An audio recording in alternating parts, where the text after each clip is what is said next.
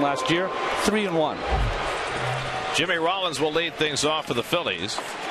Rollins 3 for 9 in the series, had 3 hits in the opening game, then went 0 for 5 last night. Back in the leadoff spot. And Redding starts the night, and Rollins trying to drag it past Redding, who manages to snag it, and that's the first out of the night. Well, nice play by Redding right there. That gets by him. Rollins has got himself a base hit. You see Castillo playing deep. That gets by him. Forget it. Nice play. Nice by Redding. He took a nice angle, and right on the end of that long, large pitching glove, enough to make the play.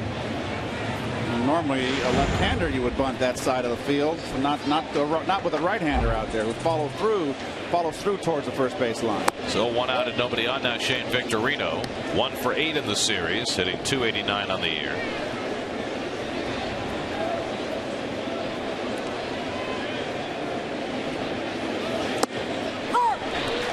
Just interesting, guys. Something you usually don't see. Jimmy Rollins in 2 games in the first spot, leadoff spot, on 2 pitches has made 2 outs. Last night, first pitch of the game, he hit a bullet to Fernando Tatis, and now out on the first pitch of the game on a bunt. Right to Castillo, and so quickly Redding has retired the first 2.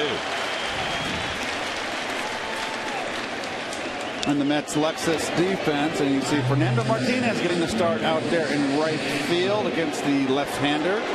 Jamie Moyer, Santos behind the plate again. You see Cora, who's filled in nicely. 22 games this season, mostly at shortstop with the injured Reyes. Only 1 error. This beginning part of the game very big for Tim Redding, who has struggled mightily against left-hand hitters this year. The first 5 hitters in the batting order all batting lefty against Redding, and of course Utley has had the biggest bat in this series with 3 home runs in the 2 games.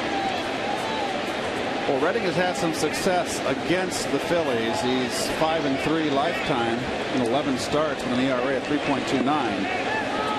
This guy, though, has hurt him. Utley 8 for 18 with a couple of home runs against Redding, and he works him inside 2-0. Well, they had Redding, Dan Warthen in Washington. They incorporated a little cut fastball, Ronnie, that he used in Washington on both sides of the plate.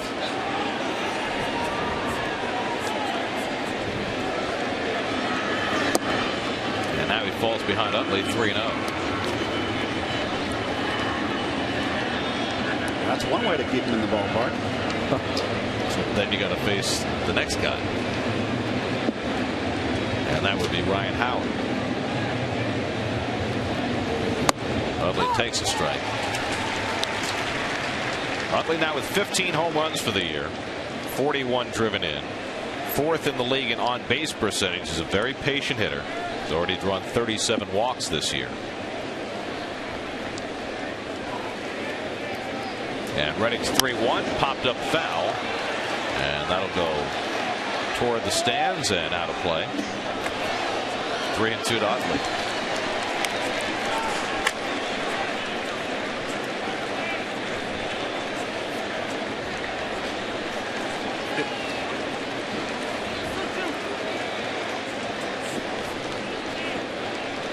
Very much to pull in the infield. We'll take a look where Utley positions himself in the box. And my goodness, that is out of the box, really.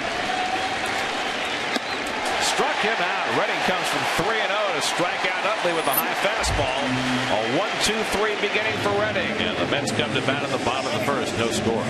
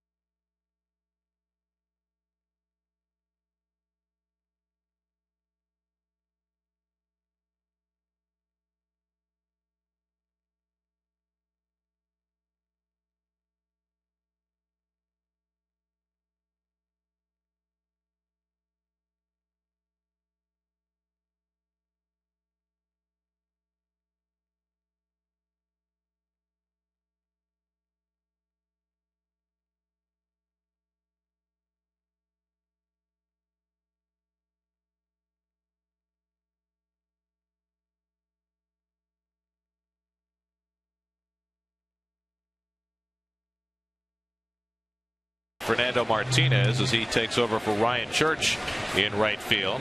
Otherwise, the same unit that's gone in the first 2 games of the series, including Omar Santos starting all 3 games with the Phillies throwing 3 lefties. Well, the veteran Jamie Moyer, 250 wins in his brilliant career. This is 596 start, 4-5 with a high ERA, but he's pitched much better lately, although the home run ball has gotten him. 14 home runs given up on the season, 86 wins since he turned 40. 14 home runs, the 3rd highest total in the National League. Luis Castillo leads off, 2 for 11 in this series. And Louis takes outside. Mets had plenty of hits last night. They had 16 of them, and Castillo had a pair. But they left 16 runners on base. And Moyer works the outside, 1-1. Dan Iasonia behind the plate tonight. Look at Alex Cora in the on-deck circle. And Moyer is much like Tom Glavine. He needs that outside corner, and maybe a little more than that outside corner. Line the other way, and Castillo's got himself a leadoff hit. Worth a lot to chase it into the corner. Castillo heads for second. A leadoff double for Luis Castillo, his 5th double of the year.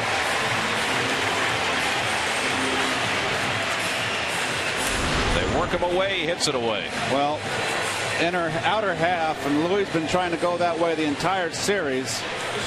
And that's nice hitting right there. Moyer's not going to overpower you. We know that. It's amazing how different a hitter he is from the right side. He can drive the ball, and he's overly aggressive from the right side, which is just the opposite from when he's hitting from the left side. Let's see how the Mets play with Cora, whether they play for 1 run early with the bad weather. He does square to bunt and lays it down foul. So Jerry Manuel, even though neither team has an ace pitcher on the mound tonight, figures bad weather, get a run on the board early. Well, there's really foggy so far when this game over. I feel like you're in San Francisco tonight, but also there's impending weather supposed to be coming in around 9 o'clock or so. So Jerry, very conservative here in the first inning. Well, the odds are we're going to have a rain delay here at some point. Shh, not supposed to say that. But hang in there, it'll pass. Shot the clown. Cora lays off, and it's 1-1. Alex 3 for 10 in this series. This is his 6th game since coming off the disabled list, playing with that torn ligament in his right thumb, which has not seemed to affect him much. You know, it's funny, Gary, you mentioned that, and physically it has to affect him, but he has such a mental discipline about him, and when you listen to his comments, he's like, well, listen, I know I have that, but that if I can throw, I'll be able to play. No excuses. Kind of a Zen thing. Yeah. He runs up and drops it down. Tough play for Phillies, and he got him at first. Castillo taking a turn at third, will hold on there. Cora with something that looked more like a bunt for a hit, and Phillies had to hurry. Well, we'll take a look at. Watch Phillies. He can Wilson over there. I mean Wilson Pickett. He's a good fielder, and he comes in hard. And you see, he knew he didn't have to barehand it. Got in front of the ball. He's really a fine player. I like this guy. And you see the Phillies defense. Chris Coast behind the plate. That is the only change in this lineup in the 3 games. Coast getting the start tonight, and you see the Phillies defense. Infield back. Beltran will get the run in. Rollins with a long throw. Gets Beltran at first. Castillo in with the first run of the game. The Mets execute in the first inning and lead 1-0. RBI number 36 for Beltran.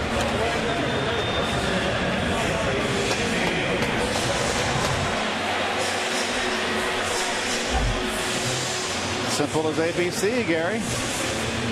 How many RBIs did you get just like that, Keith? More in St. Louis than I did in New York. And often in the first inning, as I recall, when they had the game-winning RBI, how many times did you do exactly that in the first inning? And well, I didn't keep track, but I never gave much credence to the game-winning RBI. Which is why they got rid of the stat. It was kind of silly. The only time a game-winning RBI should, when it was a first-inning RBI in a 1-0 ball game. Buckley's was a game-winning RBI last night. Sheffield has great career numbers against Moyer. 14 for 30, a .467 average with 4 home runs against this left-hander. I'm curious about Beltran there. You saw him walking towards the end of the dugout down the steps with Ray Ramirez, the trainer. You never like to see that. Well, remember, he had that bone bruise below his right knee that kept him out of a couple of games 2 weeks ago.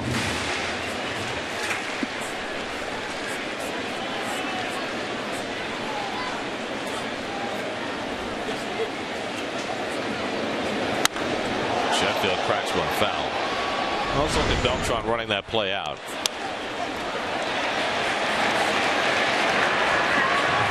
Oh, I think he came back on the heel on the backside of the base, Ronnie. Yeah, that big jump there on the last You can step. bruise your heel on that or jar yourself. That's total speculation. I'm sure we'll get a word real quick. But you see the backside of the base, a little funny right there. He might have. No, I'm not going to speculate. Let's see whether Carlos is able to take his position for the second. Meanwhile, Sheffield fouls one back. Well, the Mets have dominated the first inning at home this year. 33-11. They've outscored the opposition at Citi Field in the first.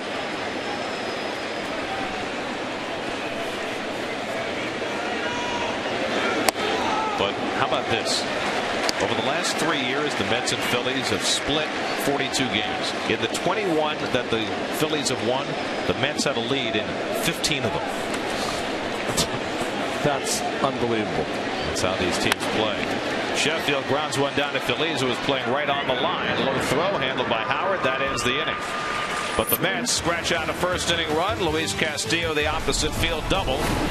Corey gets him over. Beltran gets him in. And it hands Tim Redding a 1-0 lead as we go to the second at Citi Field.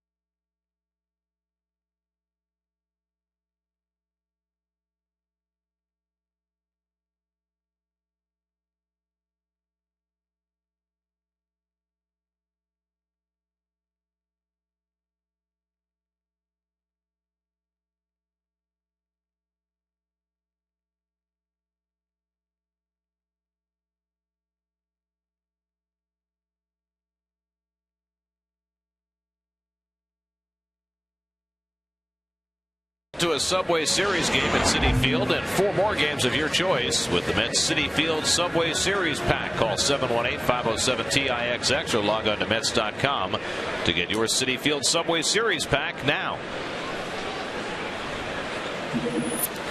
Ryan Howard leads off the second inning for the Phillies against Tim Redding, who got the side 1-2-3 in the first. And the Mets put on the infield overshift against Howard, who's 2 for 9 in this series. And Redding works him away, ball 1. Look at Martinez is playing, Keith. Oh my goodness. I like it. Off speed pitch by Redding, and it's 1-1. Well, you can't quite play on the warning track here with that well out in right field. Exactly. Well, the only problem you have is that if Mr. Howard connects, you don't really have to worry about it too much. Breaking ball hit to center field. Beltran, who was able to take his position after taking some treatment during the inning, catches it for the out. Something happened to Beltran's leg because he went down into the tunnel, and he was getting himself redressed before he took his place in center field. Well, minor glitch. Ray Ramirez right on top of it. Excellent trainer for the Mets. Now Raul Ibanez 2 for 9 in the first 2 games, and he takes a strike. Here's Ray next to Wilson Valdez. Ibanez 20 home runs, second in the National League. Second to Adrian Gonzalez, who can't hit home runs now because nobody pitches to him anymore. Well, on that team, that's a smart thing. Yeah. Well, they're walking him twice a game at least. Let's give him the Barry Bonds treatment. To center field, Beltran cutting over toward left center, runs it down. Well, if the knee is sore, you couldn't tell. Beltran with the extra gear. Well, he turned it on at the last moment. And you can see those graceful strides like a gazelle. I think it's safe to say, Keith, in the gaps, there's no one better than Beltran right now. Going to his right or left in the gaps, he's as good as it gets. He covers so much ground, and I would get a pitcher's grateful thanks. Great lateral movement, Beltran. And on that ball tailing away from him, really had to cover ground. 2 out for Jason Worth, who had a catch of his own last night. He takes a strike. Worth saved the game with his Swoboda-like effort against David Wright in the 10th inning. Who knew that David Wright would play Brooks Robinson? Well, why not? Right position. There you go. This ball gets by him. Fernando Martinez scores easily. The ball game over. You know, we talked about it wasn't such a good play because he probably maybe should have played in the hop. If he misses, the game's over.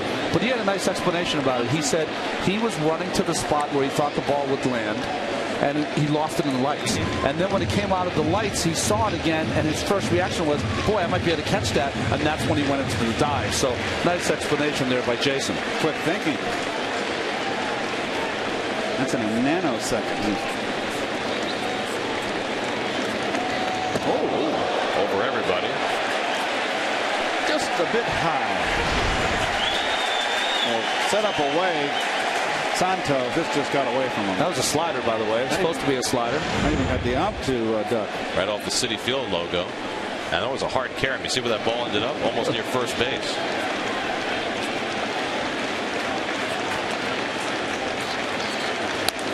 You know, we haven't had a situation yet on a wild pitch with a runner at third where the runner's going to have to judge how that ball is going to come off that hard backstop, which is only 45 feet away. But that ball took a very odd bounce. Worth noting. 2-2 to Worth. Curveball struck him out. Tim Redding gets Worth his second strikeout. 6 up and 6 down for Redding.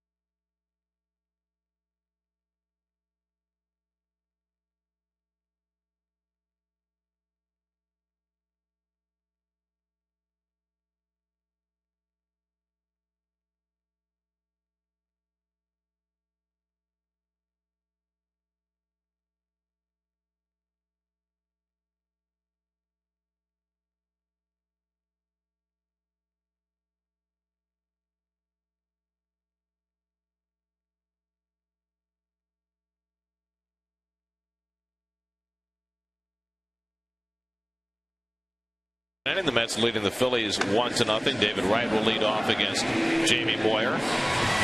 And for the 13th season in the lead up to Father's Day, Major League Baseball and the Prostate Cancer Foundation are putting together the annual Home Run Challenge. And Michael Milken, who has represented the cause so well over the last almost decade and a half, is with us. Michael, welcome. It's great to be here, particularly in this new ballpark. Tell us a little bit about this year's challenge and what you guys are aiming to do. Well, the goal is the same as it was 13 years ago, and that is to keep Dad in the game. Come out to the ballpark, this beautiful new ballpark here. Get your dad to get checked for prostate cancer, your uncle, your coworker, your neighbor, etc. And raise money for prostate cancer and raise money for awareness. And you guys have raised an enormous amount of money over the last dozen years. Wright goes the other way, and he's got himself a leadoff base hit. So David's staying hot.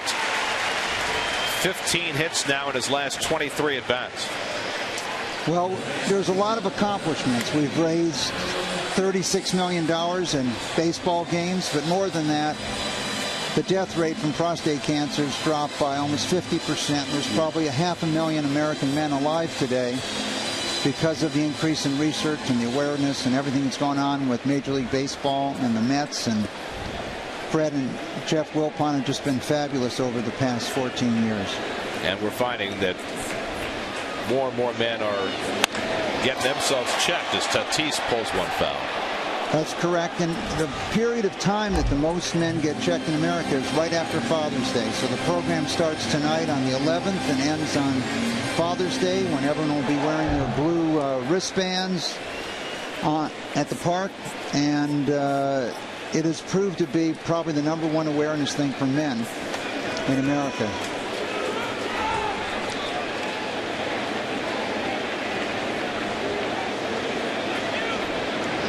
Now, if people want to pledge for the Home Run Challenge, how can they go about that? Well, there's a very simple, easy way to go, and that would be going to PCF, ProstateCancerFoundation.org, and there's a great deal of nutritional information. Everyone always asks themselves, what can you do? What can you do yourself? You're not a doctor, you're not a scientist. One of the easiest things to do is to adjust your nutrition in your diet. Really? And so we found that cooked tomatoes, pomegranate juice, things that I know all three of you eat all the time. I love pomegranates. That's good. Broccoli, cauliflower, Brussels sprouts, all these things reduce the growth of prostate cancer. And so there's a great deal that an individual can do to help themselves. I know that Keith was just telling me about the benefits of pomegranate juice the other day. Tatis to center field. Victorino playing shallow. A long way to go back, and he gets there. Victorino loves to play close to the infield because he has that ability to go back on the ball, and he does for the first out. Well, it's a long way to run here. We talked about this whole series, how the entire Philly outfield played very shallow. And Worth and Victorino have tremendous range, both left and right, and back and forward.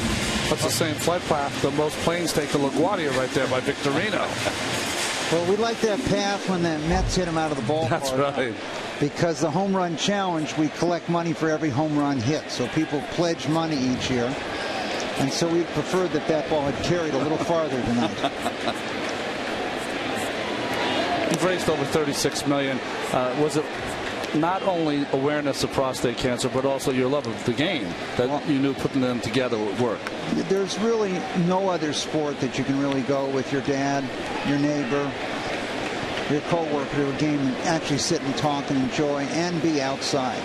So this beautiful night here in New York, we just wanted the ball to carry a little farther tonight. So They should have been here 2 nights ago. We had a home run barrage. That is correct, but unfortunately we don't start till June 11th. So, but this is our 3rd game that we've hit. We're going to hit 17 cities on this tour. 0-2 to Fernando Martinez, making his first start of the series. And we have, over the years, many of the Hall of Fame baseball players have traveled with us from ballpark. We just had Robert Ventura, who spent a little time here in New York. Yep. Tommy Lasorda's joining us tomorrow. Dennis Eckersley, Reggie Jackson's been on the tour. And it really increases awareness. Tell people one more time how they can get involved, please. Well, there's two easy ways to go to pcf.org. And the other one is called 798-CURE, 1-800-798-CURE. But with 1 in 6 American men can be diagnosed with prostate cancer, early detection is an easy way, and the research that we've done over the past 14 years, and more than any other city in America, the money we've raised has gone right back in here in New York City and the tremendous hospitals in this general area, whether it's from Columbia, New York Presbyterian, Memorial Sloan Kettering, and so on. And for every dollar we've raised in baseball, we've been able to leverage 25 to 1. Wow. So we've almost raised $1 billion versus the money raised in baseball. Well, it's a great cause. You guys have done fantastic work over the last number of years, and thanks for letting us be a part of it. Well, it's great. Our player rep, Delgado, we would have loved to have him in better shape for tonight because he's hit a lot of home runs for us over the years, and want to wish him a speedy recovery. It's great to see you, Michael. Thank you very much. Thanks, Michael. Bye-bye. Thanks, Mike. Good to see you. 2-2 to Fernando Martinez. Mets batting in the second with 1 out and 1 on, leading 1-0. Omir Santos hitting 8th, waiting on deck. Martinez had a pinch hit single in the 10th inning last night. He's only at bat in this series, and he swings and misses as Moyer comes inside on him, and Moyer has his first strikeout of the night, 2 away.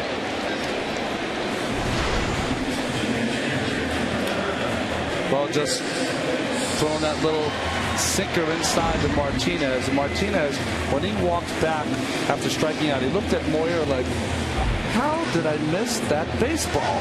But Moyer's been doing it 250 times. I was going to say that's probably happened a few times in Jamie's career. Here's Santos, who had 3 hits last night, starting all 3 games of this series with the Phillies throwing 3 left-handers. Santos 4 for 9 in the series. That's to face a right-hander tomorrow night in Java Chamberlain, so Brian Schneider in all probability will start. There goes right. Santos takes a strike. No chance for Coast throwing from his knees, and David continues to rack up the stolen bases. 2 last night. He now has 17 for the year. Watch Coast here just throw. He knows that Wright's got a good jump. Didn't bother to even get up. Threw from his knees. Nice one-hopper right to Utley, but David with too good a jump.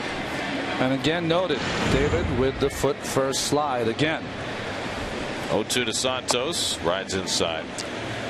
Well, David has decided that this is going to be a stolen base year for him. He had only 15 all of last year. He's already outstripped that. His career high 34 2 years ago, and he's on a pace for a lot more than that this year.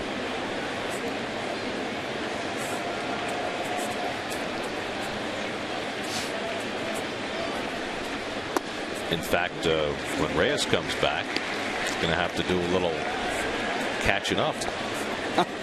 He can catch up in a hurry, by the way. Yes, he can.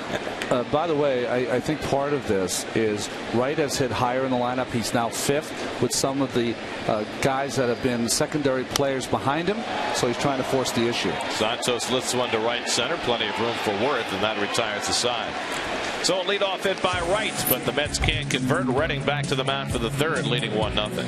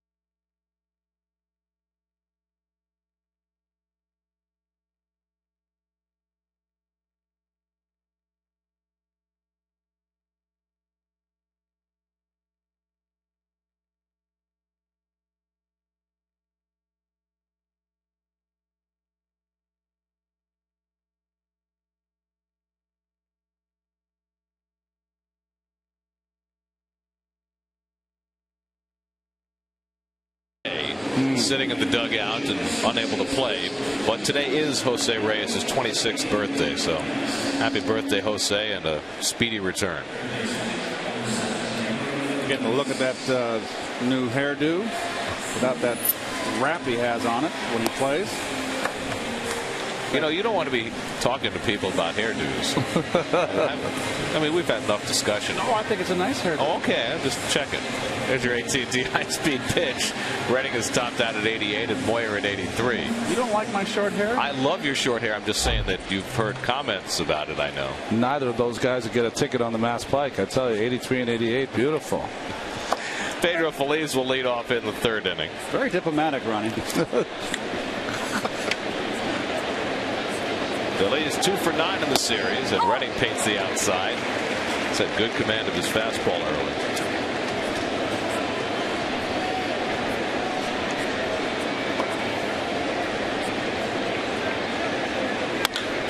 And a base hit for Feliz, and the Phillies have their first base runner of the night.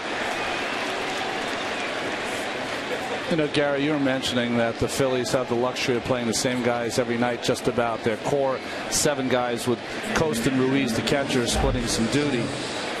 But, you know, these world champions, when you look at it from a pitcher's standpoint, there's not a lot of let up in this lineup. I mean, really, there's no place really to go for an easy out. And that's what makes them such a difficult offensive ball club to face. Well, the Mets were fortunate enough to keep their core intact last year, to the point where the 4 guys, Reyes, Wright, Delgado, Beltran, played together the vast majority of the time. It's 148 games they played together. They haven't had that luxury this year. The Phillies, though, have stayed completely healthy through the first portion of the year as far as their position players are concerned. Coast takes a strike, 1-1, and that plays a role as well. And there's Charlie Manuel, the skipper, right there. And boy, what a nice guy he is. Very unassuming. I love Charlie. Good things happen to good people. Let's not forget, too, Chase Utley had the pretty much the same problem that Delgado had, and they thought he wouldn't be back till the All-Star break. Little looper by Coast, and Castillo will have to go get it on a couple of hops. Heading for third now is Feliz, and he'll make it easily. And the Phillies have runners at the corners. A little flare by Coast, putting the ball in play. Doing a little bit what the Mets did the first night, and a lot of little chinks here, and this one just kind of dorked in there.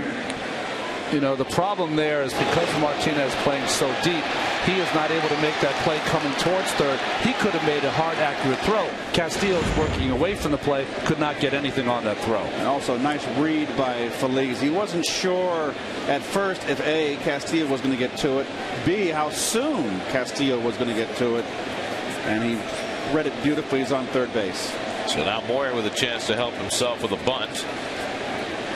Moyer just 1 hit, 2 sacrifices this year. And you see playing for the bunt here. Wright going to be very aggressive.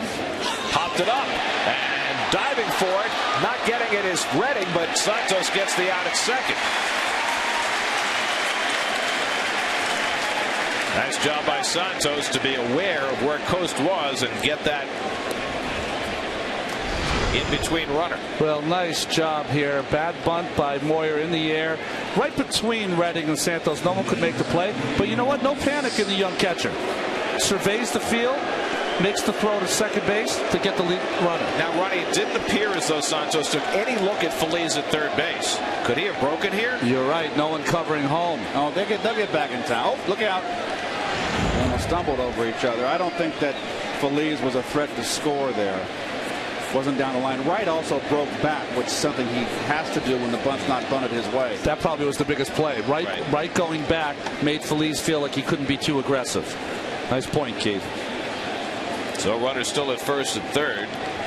And Jimmy Rollins, the batter. By the way, note on a cool night, Moyer not wearing a jacket at first base. I know that warms your heart. Oh, I just like, he's an athlete, he's a player, just like Santana tries to be on his days. A lot of guys, you know, his age are wearing a shawl, sitting in an easy chair. That's right. Well, let's see if Redding gets a ground ball here. He's out of an inning.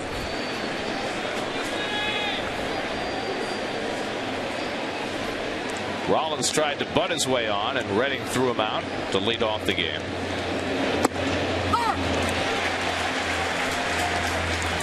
Well, that's the big three for the Phillies against the Mets over the last 3 years. Well, by looking at those stats, sorry, Gary, Utley might have the lowest average. Boy, he does some damage when he does get a hit. But Rollins, 405 runners in scoring position. He has been right in the middle of all the big rallies for the Phils over the last few years. MVP a couple of years ago. The numbers are ugly for Rollins this year, but he stepped into Citi Field in this series. First game, 3 hits, including a 2-run homer that gave the Phillies a lead. Swinging at too many high fastballs, hitting the ball in the air too much. Fouls that one off Santos, and it's 1-2.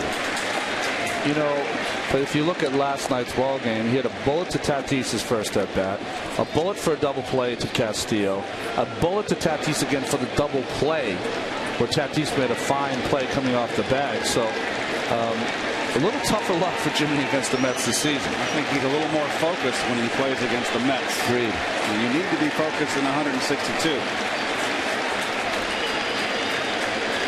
1-2 to Rollins. Lifted to left. Tagging is Phillies.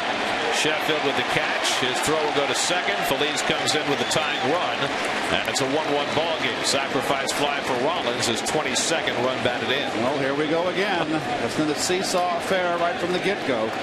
Mets jump out early with a 1-run lead. The Phillies bounce right back. We mentioned it earlier. It bears noting again.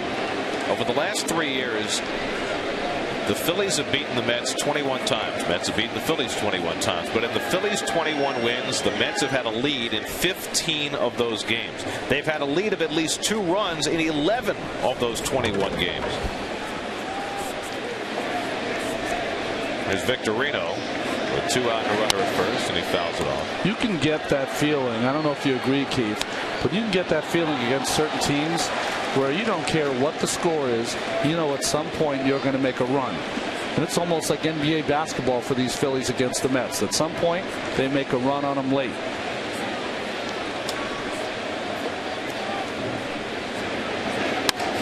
This last foul. Well, the Mets had the game in Philadelphia last year where they had, what, a 7-run lead? Yeah. And the Phillies came back. A little better bullpen this year. I think you're going to see a little turn. The worm turning. The Mets have been able to contain Victorino. Victorino now hurt his hip a little bit on the opening of this road trip when they opened up a week ago in San Diego. Curveball popped up, shallow left. Sheffield shuffling in. And that retires the side. But the Phillies get even on the Rollins sacrifice fly. We go to the bottom of the third, tied at 1.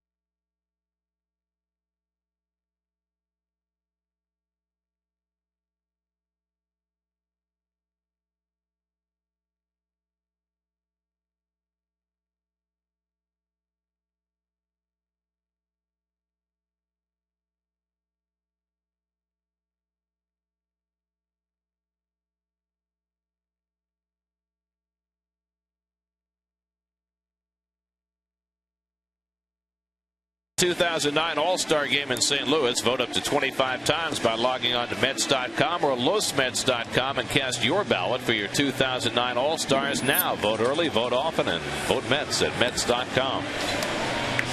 Jamie Moyer running the bases in the last inning. A little late getting out there. Tim Redding will be leading off for the Mets in the bottom of the third.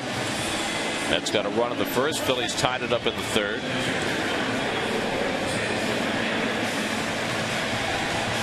Mets will be going to Yankee Stadium to open a 3-game series tomorrow night, and they've changed the rotation. John Maine was supposed to pitch tomorrow night. Levon Hernandez will go instead, and Maine will pitch on Saturday. And that's in deference to the fact that there is something going on in the area where Maine had his surgery in the offseason. He says he feels a little dead spot in the back of his shoulder, and there's always cause for alarm because when you come off a surgery, you feel things you never felt before the surgery. But a lot of times, and to take it from someone who had a few surgeries, sometimes it's not a bad thing. It's just sometimes you're tearing up some scar tissue that's developed around there. The adhesions. But it scares you when it happens. Right.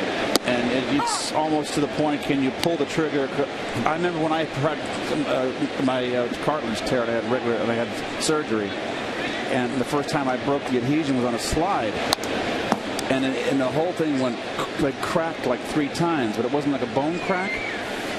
It was just the adhesions inside that cracked, and my knee was fine after that. When I got up, I thought, oh my God, I've hurt my knee. It scares you right at the beginning, though, yeah.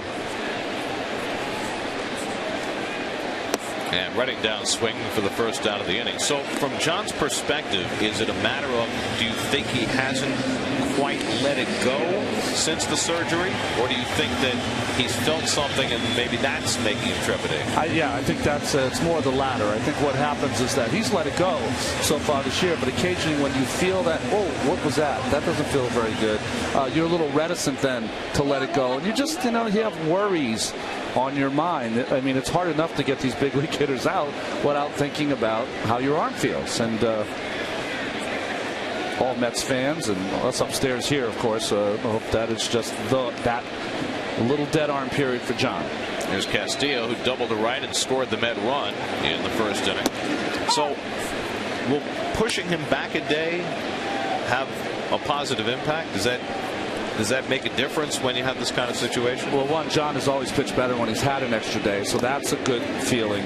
Second, I think it's more psychological than physical. It's not like it's going to disappear because you have one extra day. I just think psychologically you say to yourself, you know what, I'm getting one extra day. I'm going to be 1 day stronger against a very tough lineup, the Yankees. Well, when you have the adhesions in there, if in fact it is, I think he's going to be stronger. Maybe he'll just let one go one time, and that'll be the time that he breaks the adhesions up. But a pitcher, Gary, not to belabor the point, they're different than hitters and everyday players. Their whole career relies on that arm. Now you think about that, and that'll get your attention, and make you a little wary. Well, John had that bone spur shaved off the back of his shoulder last offseason. Castillo lines one into left field, a base hit. Ibanez gets over to cut it off. Castillo a wide turn, but he'll hold on. Oh, nice throw in by Ibanez. So Castillo 2 for 2. Well, trying to come into Louis, went the other way, but not enough velocity, and that ball's ripped to left field. Good signs of Louis coming out. Nice backhand by Ibanez, and that ball is in. Louis covers it. Keith, in past years, Ibanez, even though he's 36 years old, very quick, good speed out there in left field. That ball is really to the wall, and a double for Castillo in prior years here for this Philadelphia team. With Pat Burrell playing left field. So 1 out and 1 on. Now Cora, who had a sacrifice to build the Met run in the first, and he drops another bunt down. Phillies into barehanded, and he throws on Cora. Well, Cora certainly bunting for a base hit there, but he will get a credit for a sacrifice nonetheless. 5-3, so Cora advancing a runner for the second time. Well, you've got Phillies out of the picture here. Phillies was in. You can see it right there. And I'm surprised that Cora tried to bunt. I really am, because the Phillies had it covered. And I don't think that should be a sacrifice, Gary. I think that was more of a drag bunt. But I totally agree, and I think we've seen it more and more now with official scores that anytime a guy lays down a bunt that advances a runner, they're giving him a sacrifice, no matter what. We haven't got Red Foley umpiring scorekeeping here anymore. Yeah, but was he tough? Oh, he was tough. Jeez, he wouldn't give you a hit if it's. He was the murder. Well, we have 3 guys who share the scoring now in New York. Jordan Spreckman is the official scorer tonight. What's going on? We have Moyer and Beltran going back and forth, just like Pelfrey and Utley last night. Beltran wants to make sure that he's ready to go, and Jamie Moyer is trying to quick pitch him. Or work quicker. How's that sound? Anything to get an edge when you're 46. Curveball misses for ball 1. Well, this is what happened last night between trying to quick pitch. And you saw that Utley did not offer to Pelf. Pelf was looking for something. And I'd like that show display there. Utley said he was not trying to disrupt Pelfrey. He was just trying to get himself set and have a look back. Hey, it's the hitter's right to step out. We have a disagreement up here about that one, by the way. Go ahead. Well, it's the hitter's advantage. They can get ready on their time. Pitcher has to wait. That's how it works. Well, also, too, if a pitcher tries to quick pitch you, if you're a hitter, you got to step out. But there also is the mistake that a pitcher will start his windup, and because the hitter steps out, the umpire will call time in mid-windup. That should not be allowed, but it is. Wham! And we'll talk about it later. You guys want to take this outside? Can we go to commercial break? Here's a 3-1 to Beltran. Line shot, base hit. And the Mets will regain the lead. Castillo ambles in to score. Beltran pulls him at second with an RBI double. 2-1 New York.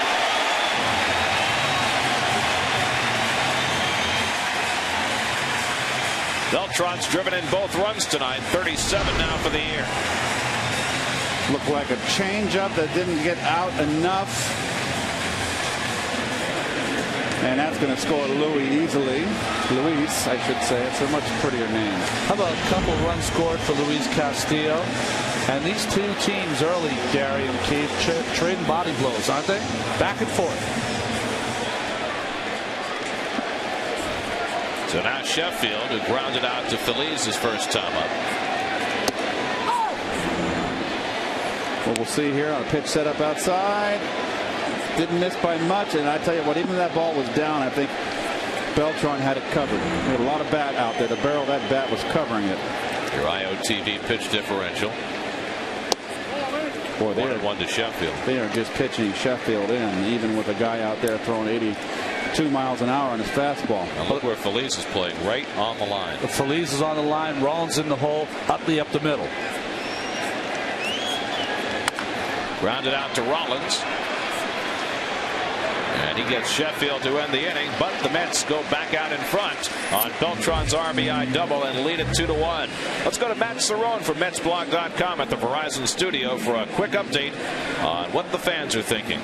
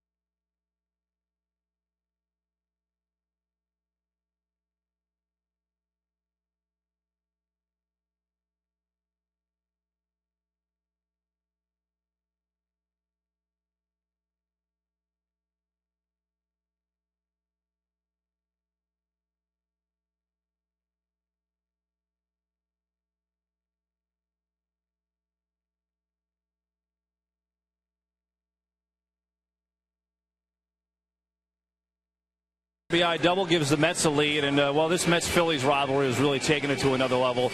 And the Mets-Philadelphia football rivalry is pretty good, too, and I have a guy who's going to learn about that Mets-Philadelphia football rivalry. It's Akeem Nicks, the Giants' top draft pick. In fact, the entire Giants draft class is here today.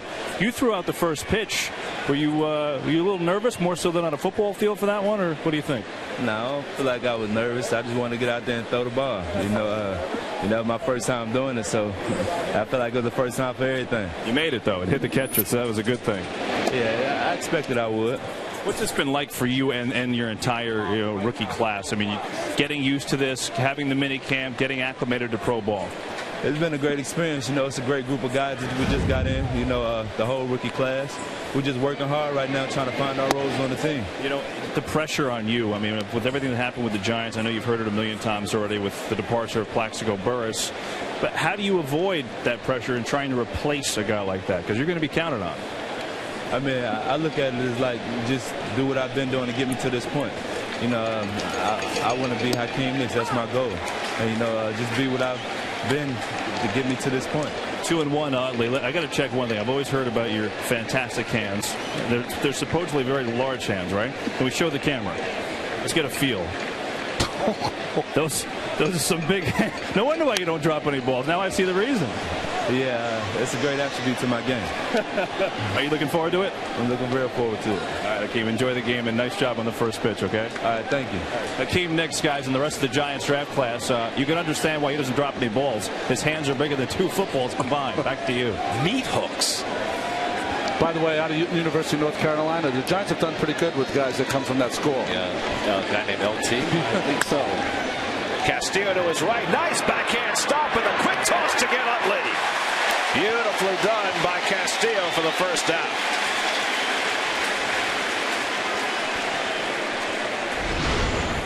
Well, ranging really well to his right, but here's the play. The throw right there. Momentum carrying him away from first base. You got to have a strong arm to do that. Nicely done. You know what I like about that, Keith, is that Luis early in his career would get to that really in an easy fashion, but he's made an adjustment. He knows he can't get there in time. Times the backhand and the throwing on the same way to make that adjustment. Nice play. So now Howard, who flied out to center his first time up.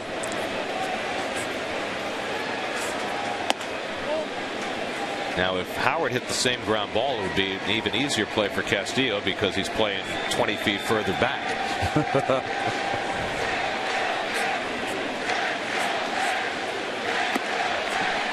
Change up high, and it's 2-0. See the defense right there, the big triangle pull there. Second baseman Castillo way out in deep in the shallow outfield.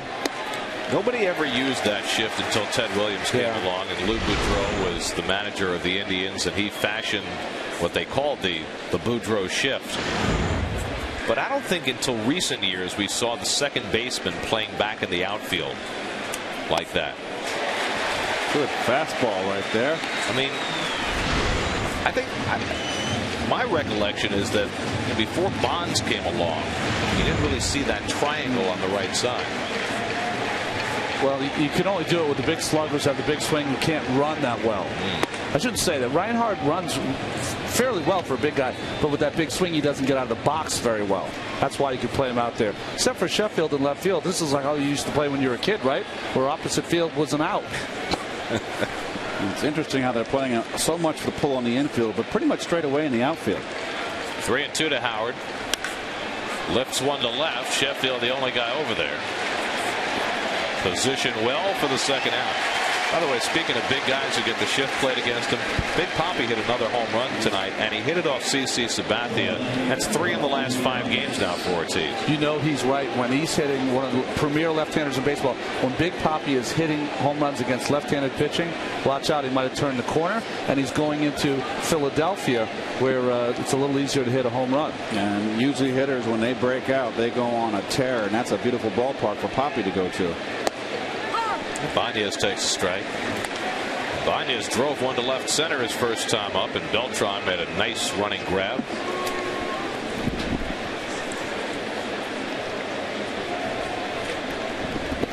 Oh, good breaking ball. Looks like Redding right now. You see Ibanez's numbers. Boy, what a pickup. I think he's made them a better hitting ball club. He's a better hitter than Burrell. That's for sure. He's got 3 letters to his name right now. If this was the end of the season, that'd be MVP. Looks like Redding's kind of getting into a nice rhythm here, Ronnie. And he's not throwing 2 pitches back to back. He's doing a great job of keeping these hitters off balance. Curveball, fastball in. Just saw a backdoor curveball. Now sinker away. 1-2. Fouled away. And that's a good pitch right there, 1-2. You run that fastball away. He started it at the knees, and it ran out. It started on the outside corner, ran out bad, around 3-4 inches. Nothing Ibanez can do but just kind of hang in there and get a piece of it. Redding wants a fastball in. I like it. On 1-2. Just missed that inside corner. 91-mile-an-hour fastball, the hardest pitch he's thrown all night. Dan Iassoni hasn't called that pitch yet. It's inside. Good call. Yep.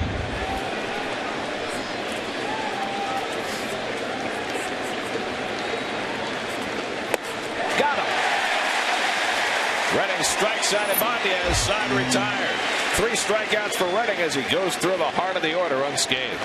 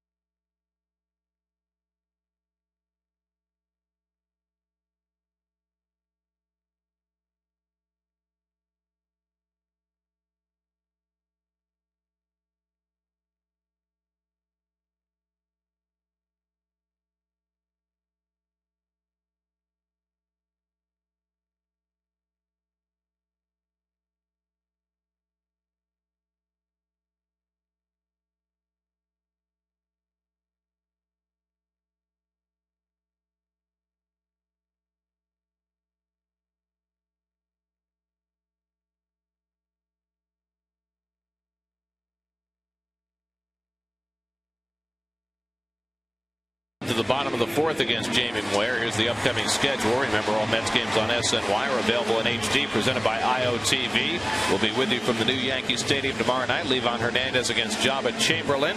3-game series in the Bronx. Then after an off day, 3 in Baltimore before the Mets come home for a long homestand against Tampa Bay, St. Louis, and the Yankees. And if you're in the car, listen to every Mets game on Sports Radio 66 WFAN. David Wright singled to right field his first time up. Now has a 7-game hitting streak, and in the 7 games, 15 for 23. That's red hot. Hitting at .357 now on the year. That's number 1 in the league. Ooh, good changeup right there. David with a big healthy cut. Just kept that down just enough. Middle of plate, but down. David has 3 career home runs against Moyer. Leaves that changeup away, and it's 2-1. That is just an incredible hot streak. The second one that David's had like that this year. Remember that road trip to San Francisco, LA, Boston. David had a similar stretch where he had 14 hits in a 6-game span. Drives that one to deep left field. Back goes Ibanez to the track. It's over his head and off the wall. Wright's going to have to hustle for 2. Ibanez with the throw. Under the tag. Out at second base. Second time in this series that the Mets have had a ball off off the wall in left field, resulted in an out at second base as Ibanez makes the play. Ibanez again showing a strong arm and accurate. Plays it perfectly off the base of the wall. That is a perfect throw. Strike in the air and a quick tag by Utley. We've seen Sheffield get thrown at second base. Now David Wright. Phillies play defense. Only 19 errors so far this season, and to get this kind of play, see how he's already turned his body to throw, and then just throws a strike, and he needed a strike to throw David out. 5th assist of the year for Ibanez, 2nd in this series. 0-2 now to Tatis, showing bunt with the third baseman back. So David 2 for 2 tonight, keeps on hitting, but another out on the bases for the Mets, and they've had more than their share. Well, I'll tell you what, if you're the manager, the visiting manager, and that is Charlie Manuel, and if David Wright gets up his third time with men on base where he can break the game open, you don't let Moyer face him. Well, that's part of the problem with this batting order right now is that once you get past Wright in the 5th spot, you don't have a whole lot of depth in that lineup behind him. 1-2 to Tatis, hit toward the hole, base hit. So Tatis taking one the other way with 2 strikes. Back-to-back hits to start the inning. Keith, let me ask you a question, because I never hit a ball off the wall. Never have to worry about it. When you're going around first base after you hit that ball so sharply off the wall, does the first base coach play any part in saying, having a role in saying they recognize he's already got it, making the throw, maybe hold you up? You can make your own read there. What you normally hear from your third base coach is take a hard turn. First base coach, yeah. Take a hard turn. Okay. And that means bust it, and then you make your own read. Once you see it. Okay. But is it harder to do that on a ball to left than it would be on a ball to right? Well, you bust out of the box, and as you make that turn, hard turn around the bag, Gary, and you can be halfway to second base or a quarter of the way or a little more, and see you're not going to get there. Stop, put the brakes on, and get back. Moyer really working inside against Fernando Martinez tonight. Struck him out his first time up. Omir Santos on deck. I like the aggressive try leading off the inning. It took a perfect throw. That ball's 5 feet left or right of second base. He stayed it safe. Agreed.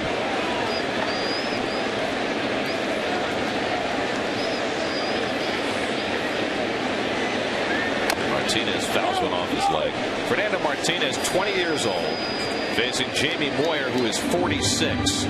Moyer is 25 years and 300 days older than Fernando Martinez. The last time a batter faced a pitcher that much older, you got to go all the way back to 1987 when Phil Niekro pitched against Ruben Sierra and Jerry Brown of the Texas Rangers, who were both 21 when Niekro was 48. Oh, the governor, one of my favorite teammates, Jerry Brown. You played with Jerry, didn't you? Yes, I did. Yes. Good man.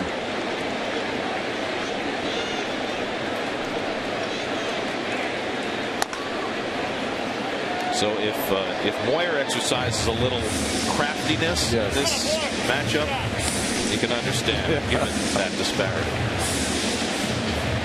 Well, when you get to Jamie's age, you start to face guys that are the age of your children. I mean, that's when it becomes very strange. And you know you're getting old when the new generation comes up and you can't relate. That's when you know you're old. And all that you're 40 or late 30s, and the 20-year-olds are just in a different world. I've got my hand up. Don't we all?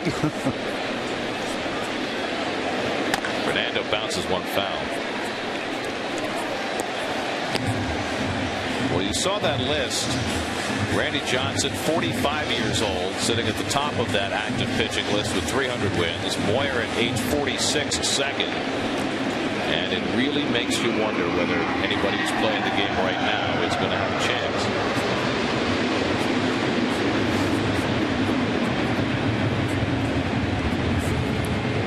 1-2 to Fernando inside, and it hit him. Fernando hit on the leg by the pitch, and the Mets have 2 men on. Well, Moyer's going to kick himself on that one. He was pounding Fernando inside. Scraped off his thigh.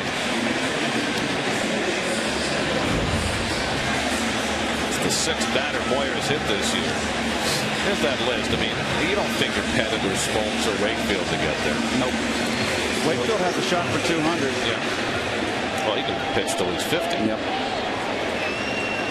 So here's Santos with 2 on and 1 out. Santos flying to right his first trip after a 3-hit night last night.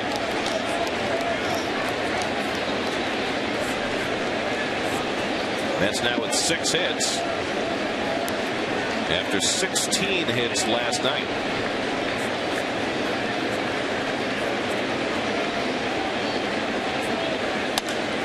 Another fly ball to right from Santos, and Worth measures this one for the 2nd out. So 2 away.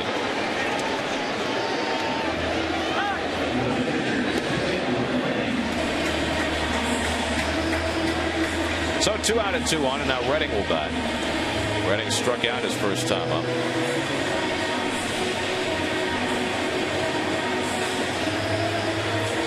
Tim Redding looking for his first victory since September 1st of last year. He didn't win in his last 4 starts last season, nor in his first 4 this year. Looking for his first win as a Met, and pitching very well tonight. Tim is 1 for 6 swinging the bat this year. 10 career RBIs, and he takes the curveball high. Tim Redding, who grew up in upstate New York in the Rochester area. Now 31 years old. Grounded toward the middle of the diamond where Rollins is waiting. Gets the force to end the inning. 2 hits and 2 left. We go to the 5th. 2-1 New York.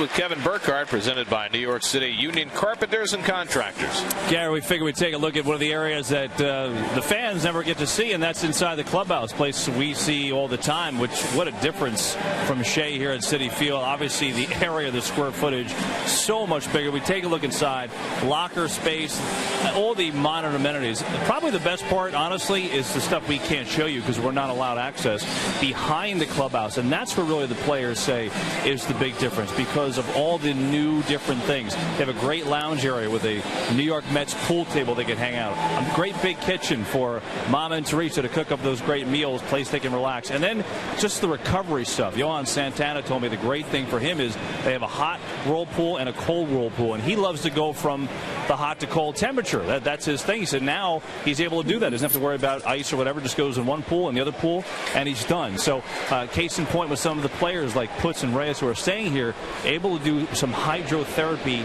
and stay here rather than go down to Port St. Lucie, and that makes them very happy. Guys, back up to you. I hear Jerry Manuel has a really nice office in that back too. Jason Worth leading off in the 5th inning. Worth struck out his first time up. In that lounge room, they've got a pool table. They've got a couple pinball machines. They got a kitchen. Hit hard down to third. Beautiful stop by Wright. Off the bag though, and Worth is safe. Now Wright did an extremely good job on a hot shot by Worth, but the throw was wide. Well, nice play by David on the dive. Just doesn't make the throw, and that probably should be ruled an E5 on the throw, Garrett, because he would have been out with an accurate throw. And they have indeed ruled it an error.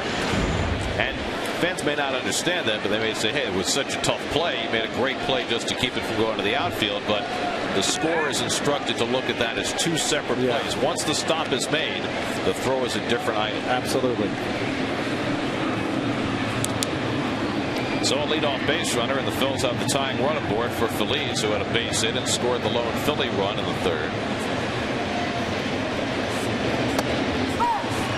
Slider on the outside, 0-1. Well, Iasonia behind the plate is a low ball umpire, and he has been consistent. And so it's that borderline low pitch he's going to give to the pitchers. And as a hitter, you recognize that. And I'm sure, Ronnie, as a pitcher, you recognize that. Well, especially for these two pitchers, works in their favor. Slow ground ball for Cora. Will have to go to first with it. Low throw handled by Tatis. And Phillies retired as Worth moves up to second. We talked about Tatis with that tape on his thumb, that little protection coming back from the ligament damage. Will put him on the disabled list, and I think that probably is affecting the strength of his throw. Nice pick by Tatis, who is not a first baseman by trade. So now the Phillies have the tying run in scoring position. The number 8 hitter Coast at the plate. Coast dumped a single into right field to set up the first Philadelphia run. Really good point, Gary. If he hits for power at all, Coast will be a pull hitter. Anytime he goes to right field, he does not drive the ball that way. I'd like to see a right fielder playing a little shallower. You're not going to get that from Fernando Martinez. Not right now, anyway. He is playing you're right, too deep out there on right field.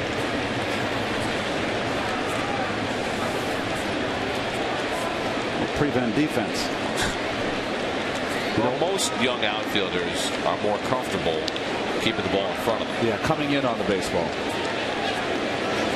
Coast foul tips it. And let's not forget here, I tell you what, I don't think that anyone's going to really get, any right fielder, even a Met right fielder, is going to get real comfortable with that Mo zone out there, because there's so many nooks and crannies and so many ways it can bounce. It is just a difficult right field to negotiate. At the same time, you're not going to catch too many balls on the warning track in front of that Modell sign either. Because if it gets high enough, it's going to hit the overhang anyway.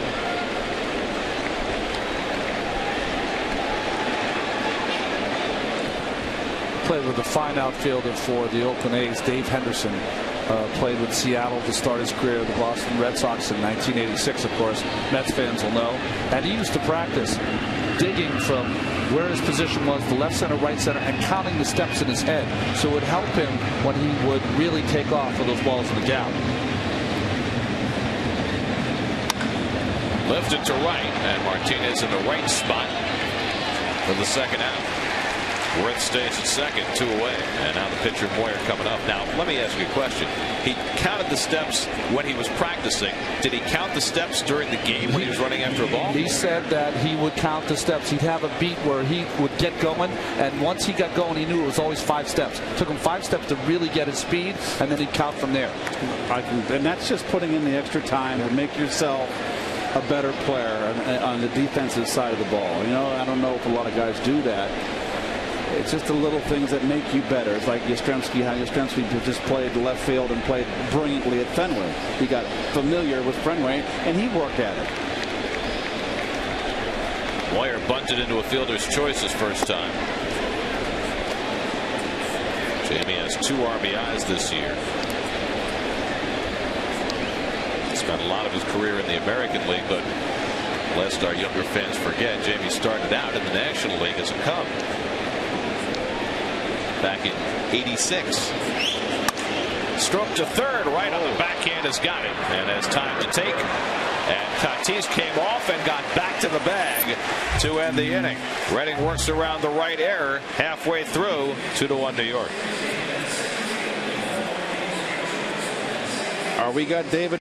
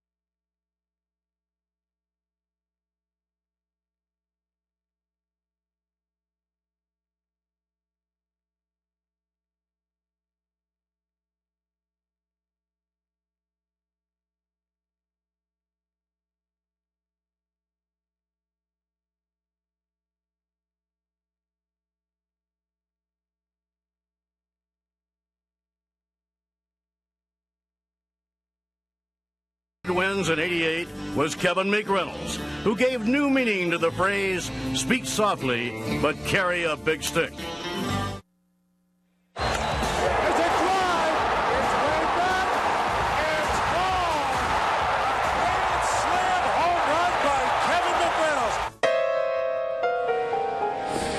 Well, the Mets have never had a National League Most Valuable Player. They never came closer than in 1988. Kirk Gibson won it. Strawberry and McReynolds had better numbers, but finished second and third.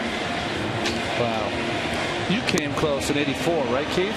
Yes, I finished second, but a very distant second for Sandberg. And that was a Cub team where everybody had a career year. Yeah. That was the Cubs' year. And I really would have been a better World Series against Detroit, who when the Padres, they beat the Padres the first 2, and then Leon Durham, ball through his legs. Right. Garvey's home run Right on Lee center. Smith, the right center. Oh, the Cubs. That's how you go 100 years. Here's Luis Castillo leading off in the home 5th inning and takes a strike from Jamie Moyer. We now have an official game on a murky night in New York. It has not rained at all during the game, but it's been foggy and very damp. Castillo 2 for 2, and he hits this one in the air to deep left field. Back goes Ibanez to the warning track near the wall. It hits the wall, bounds away from him. Nice backup by Victorino, and Castillo pulls in with a double, his 3rd hit of the night. Every once in a while, Louis will jack one as a right-hand batter, and he nearly got one there. Well, he needs to face Moyer more often, and that's a breaking ball down and in. He's been all over him. Base hit to right, a double to right field. His first at bat, pulled a bullet to left field, and now this one off the wall. And I got to believe Jerry's bunted with Cora in the 1st inning. He's going to the 3rd inning, excuse me. He's going to do it again. Oh, in the 3rd inning, he bunted with 1 out. Right, he did it both times. Let's see if he bunts to first this time after 2 to 3rd.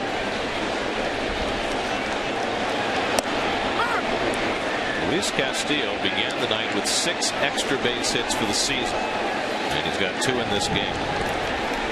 And I say that, but the right play, of course, is to try to bunt the ball so Pedro Feliz has to field it. That gives Castillo a free run to 3rd base. Oh boy. And there's that borderline knees that Iasone has been calling. I think that Alex thought that ball was outside too. It's a Now he's in a 2-strike hole. We'll see if he's still bunting. That'll put the first baseman back and Ryan Howard. But Phillies still playing in.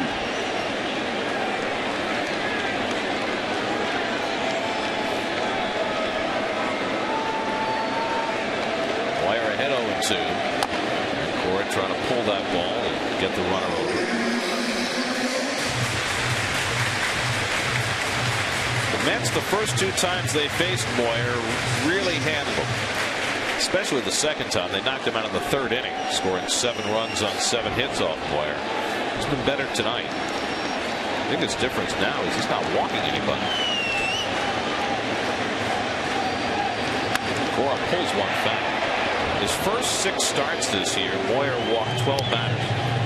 In his last 5 starts, he's had a total of 4 walks, and he hasn't walked anybody tonight. This is the 3rd straight start he hasn't walked a single batter. Pitch count is a little up, though, at 75. Good strike to ball ratio, though. Better than 2-1.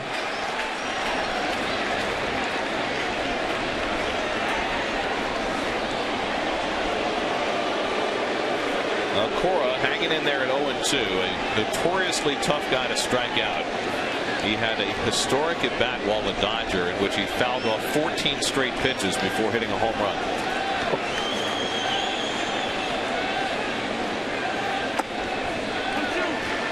One and 2 to Allen. Beltran to follow. Carlos has driven in both Met runs tonight. And it is murky.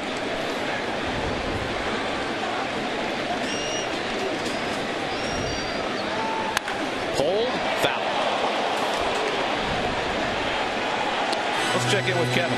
Guys, you've talked a lot about Moyer and how just amazing he is at age 46. Think about this. When he was age 29 in spring training with the Cubs after he had bounced around for a couple of years, Cubs said, well, we pretty much think you're done. We'd love to have you on the coaching staff. That was 17 years ago, and here he is doing what he is today. More after the pitch. Cora pulls another one. This one will get the runner over. Cora, bound and determined to advance Castillo, does exactly that. Now 1 out for Beltran. And you could talk about a lot of things with Moyer, but I'll pick one thing that relates to his pitching. I thought this was interesting. You talked about the struggles that he had earlier this year, especially against the Mets. He picks a game. There's a game back in 2002 that he was pitching for Seattle that he pitched extremely well. And the next day, Tino Martinez came up to him and said, boy, your stuff was great. He watches that tape every time he's in a rut, and he always finds something that now he's doing a little bit differently. He did that. Last couple of starts, he's been back on track. Now the infield back for Beltran, conceding a run on a ground ball, which is exactly how Beltran got the first run home in the first inning. Then he doubled down the left field line in the 3rd. And I think a lot of that has to do with the fact that Charlie Manuel has confidence in his offense to score runs. And, okay, I'm not going to give up a big inning here. We can come back from 3-1. Beltran drives this one deep toward the gap in right center field. Back goes Worth to run it down. And Castillo can walk in. Beltran has driven in 3 runs, and the Mets have a 3-1 lead. Well, textbook. Over and in. Nicely done. Cora very much part of all 3 runs. So Castillo setting it up. Cora doing the advancing, and Beltran driving him in. Interesting enough, Beltran was quoted as saying, Jason Worth is one of the best outfielders in the National League. He was a victim of Jason right there. He covered a lot of ground. Now the Phillies overshift against Sheffield, who takes inside. First time they've had Utley this far over onto the left side of the infield. Boy, they are just pounding Gary again inside. Pulled right over the bag, but foul. That's interesting about Worth, because we have the New York Football Giants here. You have a lot of guys that are fast that don't have great football speed. Jason Worth is a good runner. He's got some speed, but his defensive speed is faster than his offensive speed.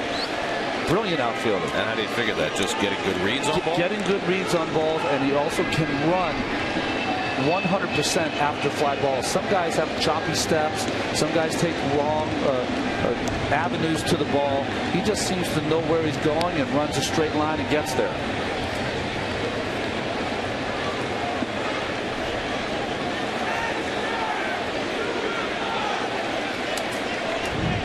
1-1 to Sheffield, and Gary dribbles one foul. Here's your 5th inning recap. Mets with single runs in the 1st, 3rd, and 5th, all driven in by Beltran, all scored by Castillo.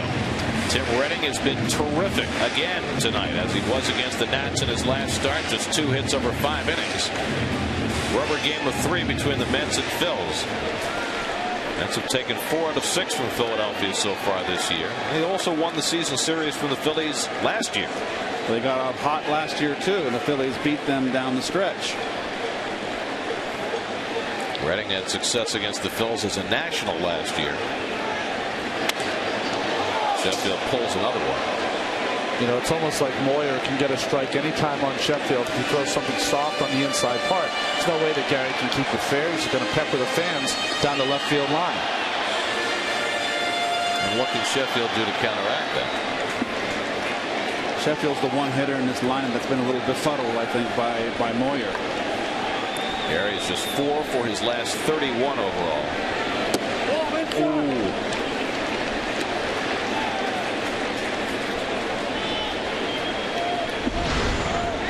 Cutter in, fastball just misses in, almost automatic changeup away, you'd think, but coming back in again. It missed. Well, you would think, just as a casual observer of the game, that a guy who throws as soft as Moyer couldn't get away to throwing inside to a guy like Sheffield. Guys who throw soft have to pitch inside almost more, because if they don't, they'll never get away with anything soft on the outside part of the plate. When you watch Sheffield's front strike foot, he's stepping in the bucket a little bit to open himself up for an inside pitch, and still having trouble. Now, Keith, if it were you, would you be inclined to back off the plate an inch or two? Well, he's a lefty-lefty. If it was a right-hand pitcher, you know, each situation is different. I don't know what's going on in Gary's mind. He's obviously having trouble inside. I'd be more inclined maybe to get on top of the plate, just the opposite, and choke up a little more. Moore keeps pounding him in. Now it's 3-2. Well, that's a good call, Keith, because if you get right on the plate, anything that's coming at you close, you know it's got to be a ball. And then, you know, make it noticeable that you moved on top of the plate, thinking, and then look in. 9th pitch of the at-bat to Sheffield, and he grounds one to third. Phillies scoops that one, and Howard handles the throw to end the inning, but the Mets tack on a run as Beltran drives home Castillo for the 3rd time tonight. After 5, 3-1 New York.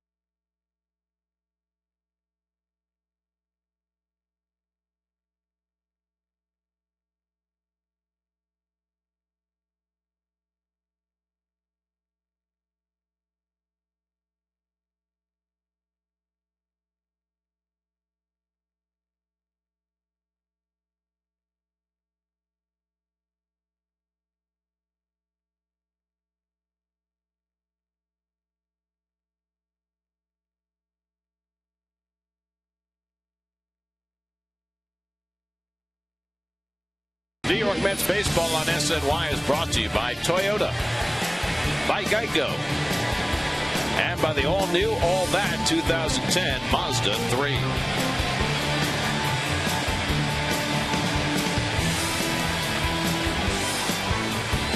Mets will be heading down the street, across the bridge, and into the Bronx tomorrow night. After finishing off their series with the Phillies tonight.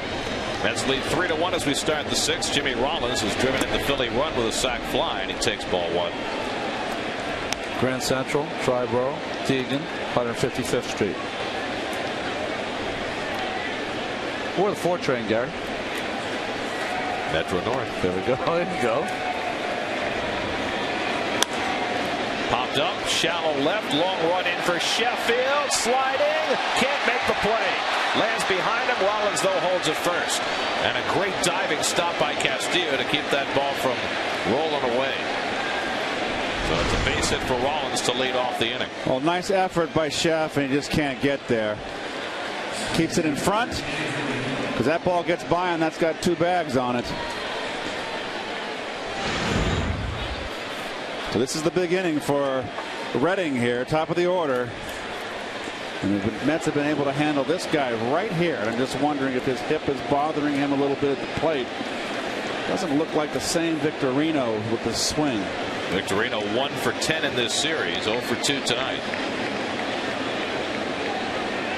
Rollins always a base stealing threat, 10 on the year.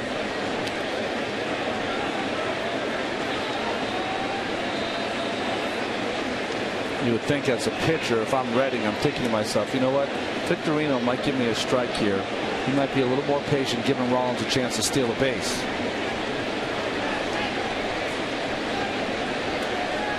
Slide step. And he misses to Victorino. There's not been a stolen base against Redding yet this season. Chase Utley, then Ryan Howard. Phillies have been held to just 3 singles so far by Redding, who has not walked a batter. It's been a terrific outing so far. There's a strike. Rollins faking the go, and Santos coming out of his stance.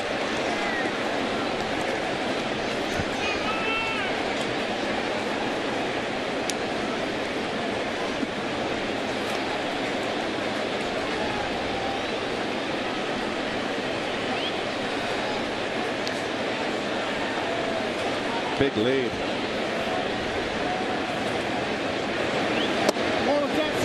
And the changeup misses away, 2-1. Interesting pitch there by Tim Redding. That is one of his most important weapons against the left-handed hitter. I used to always cringe at throwing a changeup in that situation because of the hole between first and third. It's a pitch that you're more apt to pull if you're a hitter. Well placed though. Outside, almost could have got that call. Now it's 2-1 to Victorino. And he pops up the changeup. Wright taking charge. And that's the first out of the inning. So there's a big out for Redding. 1 out and 1 on. Let's check in with the studio. Chris Carlin is standing by with the New York State Smokers Quit Line game break.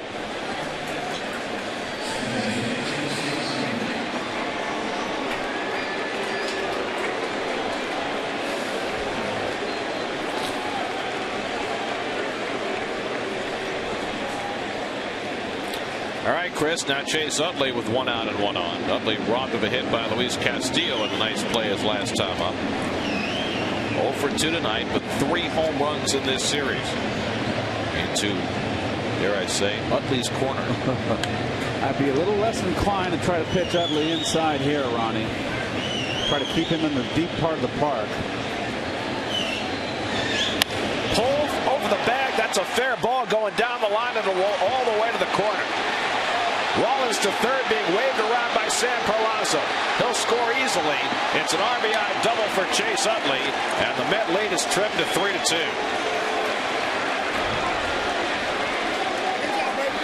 Now the first run that Utley's driven in with anything but a home run in this series. Away, and he pulls the ball away, but he got it up, belt high, and Utley just all over it. And it just sneaks past that little jut out there on the fence. And look at Rollins' motor. Oh, I wish I could run like that. Don't we all? Well, Redding's been throwing a lot of first pitch strikes. Utley's been watching that and jumped on that first pitch fastball. Really the only bad fastball Redding's thrown in the last 3 innings. Most of them been down. You want this sinker running down, right, Keith? Yep. And guess what? There's the difference. And it had more at the plate. And straight as an arrow. Yep. Now the tying run at second. Ryan Howard, the batter. Howard has flied out twice, and he swings and misses at a changeup. 0-1.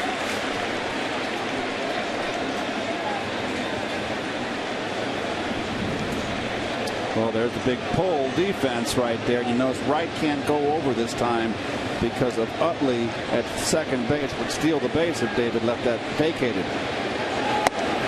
Cora, though, right near the bag at second. That keeps Utley from getting much of a lead.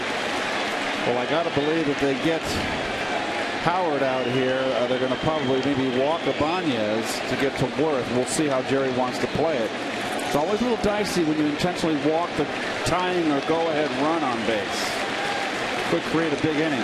0-2 to Howard, who struck out 69 times this year. Make it 70. Fourth strikeout for Tim Redding. 2 out of the inning. Well, he's just overmatched Howard today. This was not a good at bat. This, you can see Santos set up high, wanted the pitch upstairs. That was just smart pitching by Tim Redding with the help of Omir Santos. Soft away, and when he got ahead, up in the strike zone. So now 2 out. Let's see what the Mets do with Ibanez. They're going to pitch to him. Yep. I'm of the school that I would never want to walk the tying or winning run on go-ahead run on base. See that pitch count low for Redding, just 72 with 2 out in the 6th. Ibanez fouls back the first pitch, changeup, 0-1. The one thing it does allow you here, though, Keith, is see the balls and strikes. Great strike-to-ball ratio for Redding as well as Moyer. It gives you a free shot inside. Because you have the base open, he just threw a little changeup away that I thought Ibanez was all over. If I'm the pitcher and I see that swing, I have to pitch one right at his belt buckle. Got to get Ibanez off the plate because that was too comfortable a swing.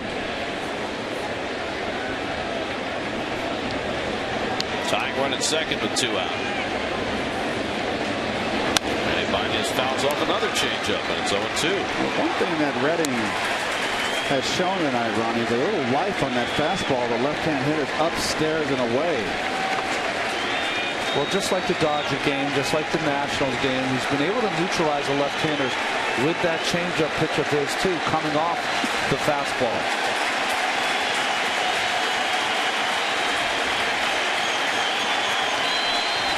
Fastball up, Keith. 0-2. He struck him out. Redding gets Howard and Ibanez back-to-back to pin the tying run at second. Now David Wright is in one of those David Wright hot streaks. Will lead off for the Mets in the bottom of the 6th. Mets leading at 3-2.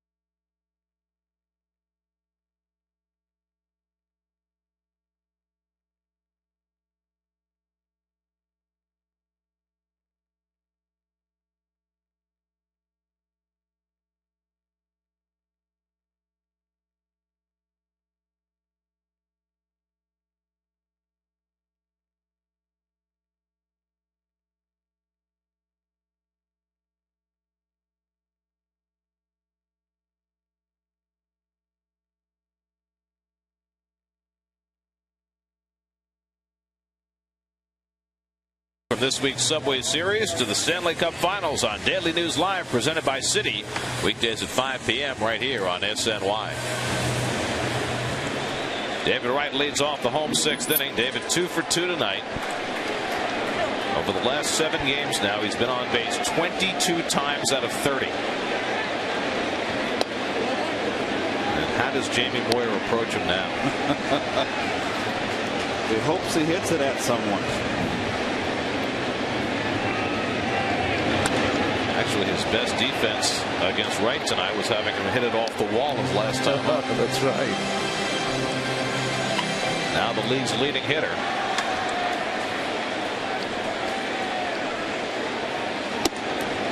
Two and one now to David, with Tatis and Martinez to follow here in the home 6th. The thing is with Wright, you can't afford to walk him because he's been stealing bases. There has not been a walk in this game tonight on either side. That's the way we like it. Can be done. Very refreshing. Exciting. That's up to the minute. 2-2. You see Wright taking that changeup, just not the least bit full. Taking it so comfortable, isn't it, Keith? Just Wright is in a groove, and if you're a pitcher, it spells trouble. Not giving digital signs as they're trying not to give away the signs to the Mets. 3-2, and David goes the other way, and he's got yet another hit. Worth tracks it. Wright takes a turn and holds right there. And David Wright is 3 for 3 again.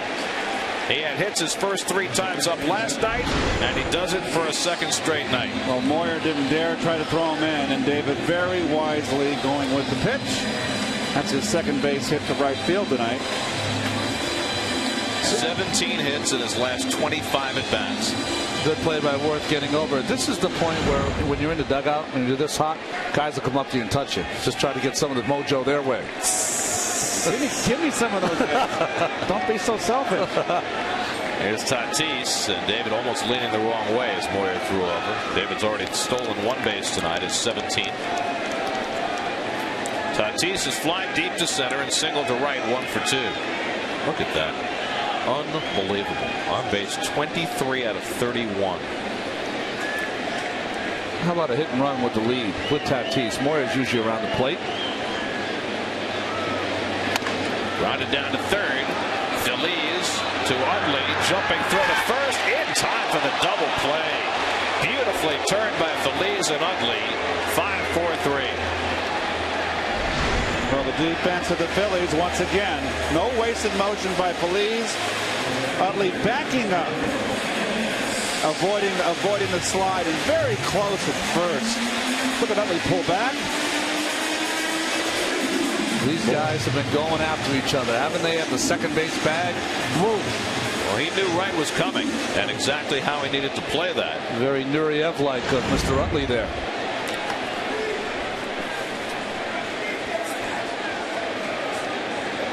Well, Rollins took that hard slide in the 9th inning into Cora in the first game on Tuesday night, and everybody has followed suit since. Hard-nosed baseball, fun to watch. All clean. Now Fernando Martinez with 2 out and nobody on. And Moyer's worked him inside all night. Yes, he has. I just haven't seen Fernando so spread out at the plate in his stance. Almost I feel like he's striding too much and has no flexibility with his hips. He's kind of locking his hips. Looks a little bit robotic, and I don't want him to pass any judgments because someone's up in the big leagues just trying to get his feet wet. Well, there's an old phrase, Keith, right? Loosey-goosey, right? He doesn't have that right now. The spring trainings that I've seen him, he's had a nice flowing, beautiful flowing swing. And I don't see that right now, and I think it's because he's too spread out. Too spread out, a little anxious, trying too hard, all those things that happen when you're 20 years old. You see K-Rod standing in the bullpen, and there's a big question whether he'll be available tonight after pitching 2 innings last night. Let's hope they need him. 2-2 to Martinez. Fouled off. Well, the thing that helps, only 10 pitches in the first inning, 21 total. Jerry said that if he has a pitcher, his closer gets up in the 30-35 range the night before, hesitant to use him the next day. 1-0-1 for Jamie in the 6th. 2-2 to Martinez. Struck him out for the second time. Third strikeout of the night for Moyer, who may be done for the night. We go to the 7th, 3-2 New York.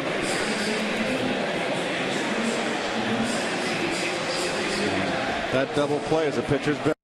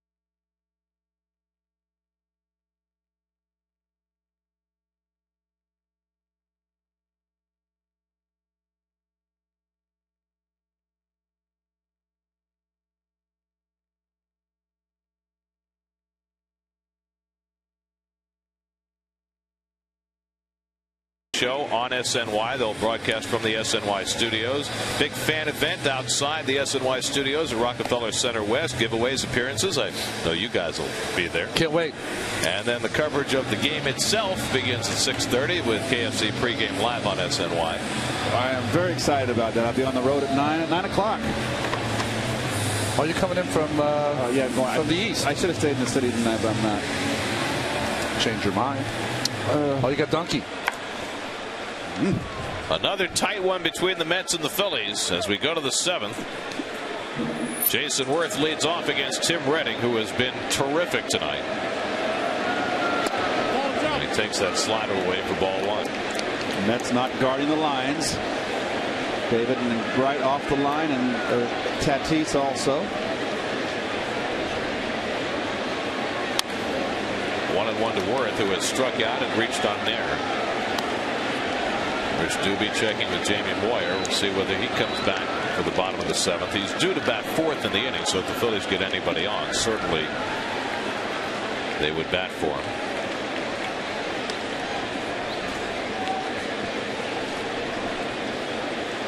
A lot of experience coming out of that man's speech there.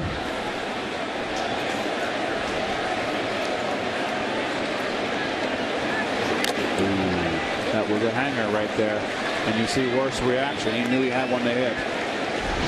You don't, when a pitcher's on, you don't get too many of those. Redding has thrown a few sliders tonight that he has thrown not perfectly, but gotten good results on. Played Condrey up in the Philly bullpen. 1-2 to Worth. Struck him out with a fastball. 3 consecutive strikeouts for Redding. That gives him 6 for the night, a season high. All on the high fastball. He's getting ahead of these hitters and then making them go out of the strike zone. Just excellent job of having the hitters off balance with breaking stuff and using the fastball late in the count to put them away. Here's your Aflac trivia question. The only catcher to win 3 NL MVP awards. I got it. Got it. Line drive, base hit for Phillies. So Pedro Phillies with his 2nd hit of the night, just the 5th hit off Redding, and the Phillies get the tying man on. Phillies a good bad ball hitter, isn't he, Keith? Well, he just swings the bat. He's got a chance. He has an idea. That's a good pitch. Look at that. What are you going to do? You got to tip your hat, Ronnie. Yep. You saw him last night off Sean Green on the slider. Seems to like that pitch. Well, and I think it just goes to prove again that, you know, you make mistakes. Sometimes you get away with them, and sometimes you make a good pitch, and guy gets a base hit. They say they even out. I'm not sure. Coast pulls one foul. You're not sure in which direction? Well, of course, in my direction. Absolutely. You think every mistake. That's right. No, it's so true. And sometimes you get in certain games, Gary, where the score is like 6-1 late, and it doesn't matter what pitch you throw up there. They hit a lazy fly ball to center field. Greg Dobbs out on deck to bat for Moyer. Coast is 1 for 2 tonight. Flared a single to right in the third. And he drives one down the left field line. That's a fair ball going to the corner.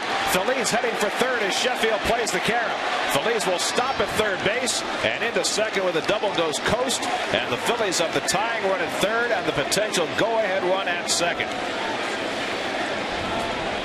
Well, this is going to be a big hanger right here. A mistake by Redding, and he hasn't made too many. In an inopportune time, Coast covers it nicely.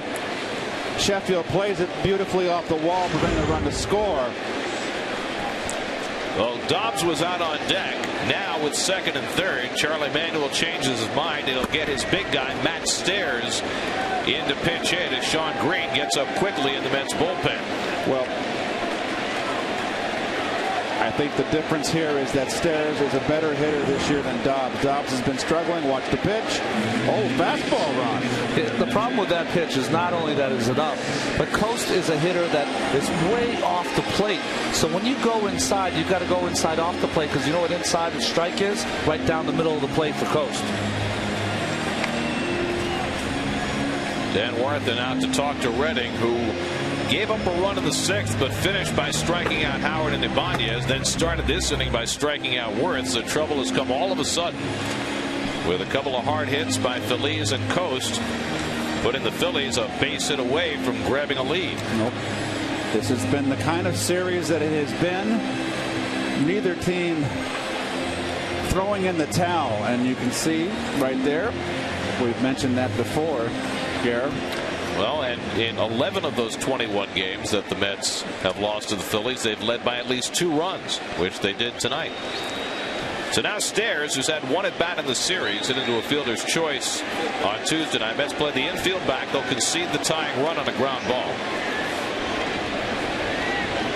And Stairs takes a strike. In games late here, they should just play the Jaws theme as the Phils come back again and again. But I would be happier with Stairs up there than Dobbs. Dobbs is a good contact hitter. Stairs gives you a shot to get a punch out here in this circumstance. Stairs 2 for 9 in his career against Redding.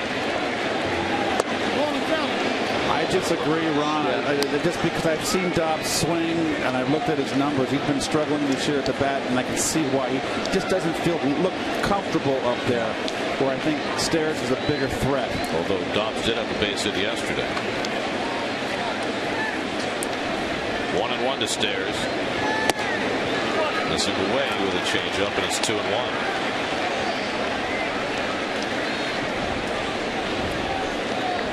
Amazing, all these pitches, all these innings, and it comes down a lot of times to one pitch. Can you make it 2-1 against Stairs with runners on second and third? Well, as a pitcher, Ronnie, you still got a base open, correct? Yes, you do. Rollins, though, not a double play threat usually. Down low, and now it's 3-1 to Stairs. 41-year-old Matt Stairs.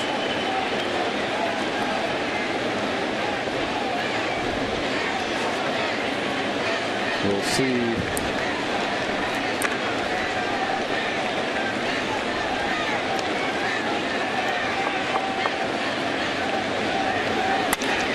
That'll get the tying run in. Castillo tosses out Stairs as Phillies comes home, and the game is tied 3-3. So the pinch hitter Stairs drives in the tying run. That gets Moyer off the hook. Now the go-ahead run at third with 2 out, and Rollins coming up.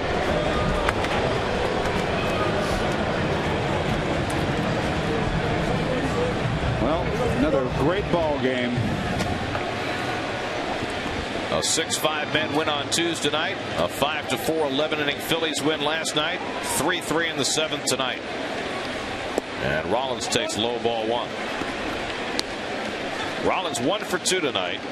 Tried to bunt his way on the first pitch of the game. Couldn't drag it past Redding, who threw him out. He drove in a run with a sac fly in the third and a fly ball single that fell in front of a sliding Sheffield. And then he scored in the 6th.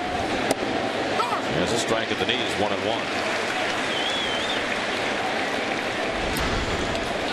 Let's see if it had the corner. Oh boy, that should be 2-0, but Redding got the call.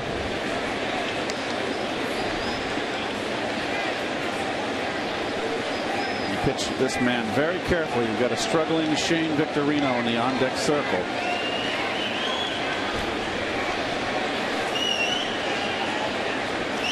One to Rollins, works him inside. It's 2-1. Rollins' hit his last time up was just his 6th in 34 career at bats against Redding. Tim's done well against him. Post the go-ahead run at third with 2 out.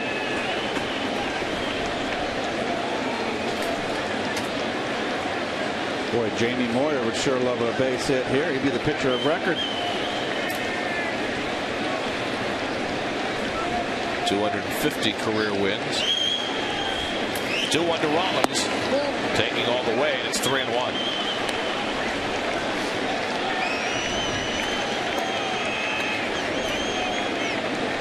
If Rollins walks, would Green come in to face Victorino? Feliciano has gotten up as well in the Mets bullpen with the big left-hand hitters behind Victorino. Here's the 3-1, and Rollins lifts one to center. Beltran right there waiting for it in his tracks to grab it and end the inning. The Phillies get even. 7th inning stretch time at Citi Field. Mets and Phils all tied up.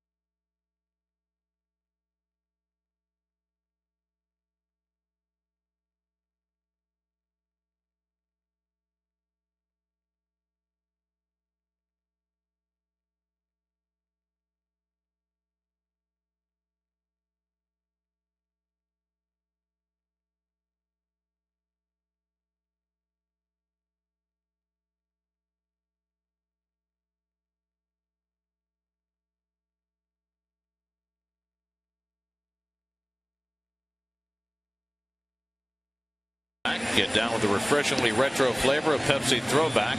June 11th, 1962. First Met win over the Houston Colt 45s, their expansion brothers. Al Jackson, the complete Game 7 hitter, the little left-hander. Can't say enough great things about Al Jackson. He was my pitching coach at AAA. Major reason why I ever won any games in the major leagues. And ironically, at the end of my Met career, I had 10 shutouts. Al Jackson, 10 shutouts with the Mets also. Al's a good man. Oh, great guy. Lovely wife. Just always been a Met, part of the Mets. Yep. Still working in the Mets organization. Omar Santos will lead off in the home 7th in a 3-3 game. Pedro Feliciano getting ready to pitch the 8th with Utley, Howard, and Ibanez perhaps coming up. But Tim Redding has his helmet on, although Murphy's out on deck to pinch hit. Santos takes inside ball 1. If Santos gets on, will they leave Redding in the bunt? Maybe. He is a good bunter, so handle that all right. But for the moment, that's Murphy in the on-deck circle. Santos grounds one out for Rollins. Nice easy hop. Santos 0 for 3 tonight, 1 away in the bottom of the 7th. So now Daniel Murphy will come up to pinch hitting against Condrey, who had a rough go of it on Tuesday night. Well, he gave up the infamous 0-2 hit to Santana, who feigned the bunt. Butcher Boyd a double down the right field line on a hanging slider. Reddick left with the bat on his shoulder. That was well, he's got a chance for a win if the Mets can get a run here, but this was a terrific outing for Tim Reddick. So Murphy pinch hitting takes a strike. Well, Murph had a tough pinch hit the other night. Last night against Scott Ehrer, who struck him out and really didn't give him a pitch to hit. In fact, he's pinch hit twice in this series and struck out both times. In fact, Jerry said that he probably would play Murphy 1 game in this series despite the 3 lefties, but he went back with Tatis again tonight. Gets the joy of hitting probably off Chamberlain tomorrow. 0-2, maybe a little pop fly to right. There you go. That's enough. I've been there a couple of times. It's well, you'll see tomorrow when you're there.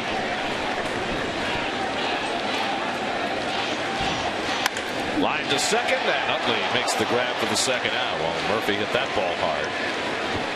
2 away. Well, Luis Castillo's had himself a big night.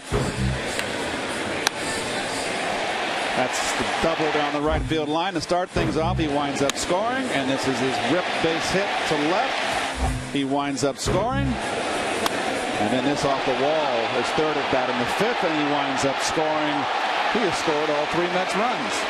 3 for 3, a single and 2 doubles. So a big night for Castillo, who's now scored 33 runs this year. And he takes ball 1 from Condrey. Jamie Moyer went 6 innings, allowed 3 runs, 8 hits, no walks, 3 strikeouts, and no decision game for him. Redding's only chance for a decision if the Mets score right now. 1-1 to Castillo.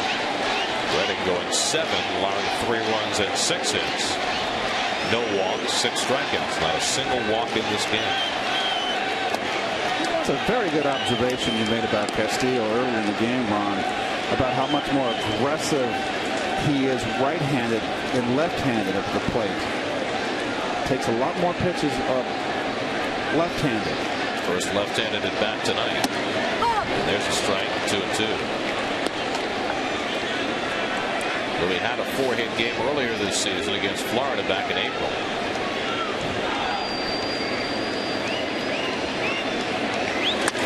Slaps one down to third. Nice backhand pick by Phillies with that ball running away from him. And it's a 1-2-3 inning for Clay Condrey. Redding done after 7. Mets go to the bullpen. Feliciano for the 8th with the game tied at 3.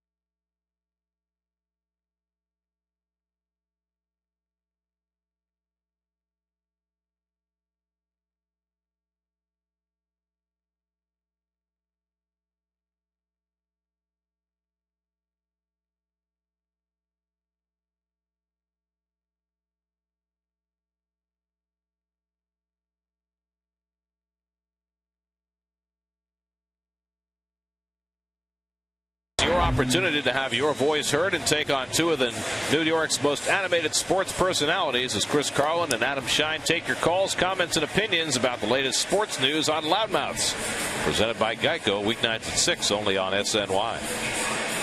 Let's answer your Aflac trivia question. Catcher to win 3 NL MVP awards. Yogi Berra did it in the AL, in the National League. Bench. It's got to be JB. Campanella. You got it. Of course.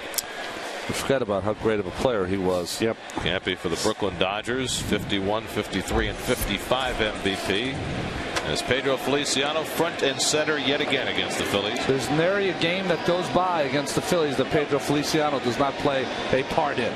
He'll take on a right-hand batter first. The switch-hitting Victorino is hitting much better right-handed this year. He takes a strike. 0-1. Victorino 0 for 3 tonight, 1 for 11 in the series. Shane Victorino 2 hits shy of 500 for his career. Lifted to shallow left. Out goes Cora. And he's there to make the play. 1 away. Well, Feliciano's been perfect so far in this series.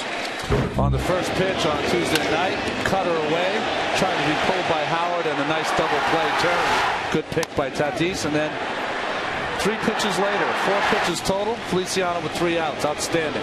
Well, both pitches, Ronnie, with a hard sinker down and in, and let's just see how if he pitches these guys the same way. Well, last night he also got them out. 1, 2, 3. Utley, Howard, and Ibanez.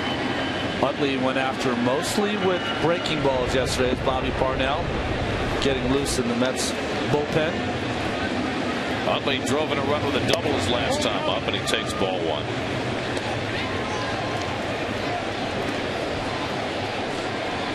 Francisco Rodriguez looking available, if there was any question. It makes your arm feel good, but you lose some friends once you put that ball on. As the slider, and now it's 2-0. Well, he doesn't want it on his left hand, so he uses that glove to rub it into his right arm. Very sanitary. I'm a big fan of that. Way to go.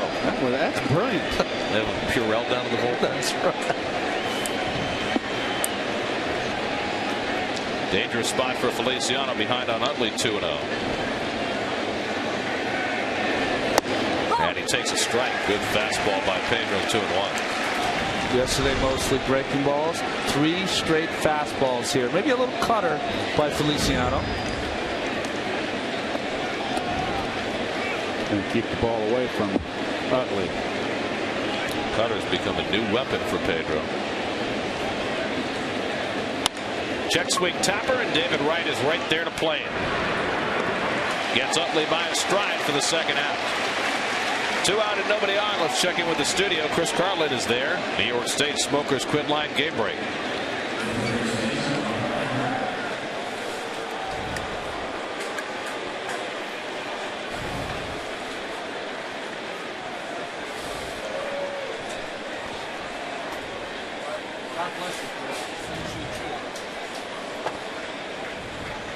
Good bounce back for Greinke after getting hit pretty hard his last time out.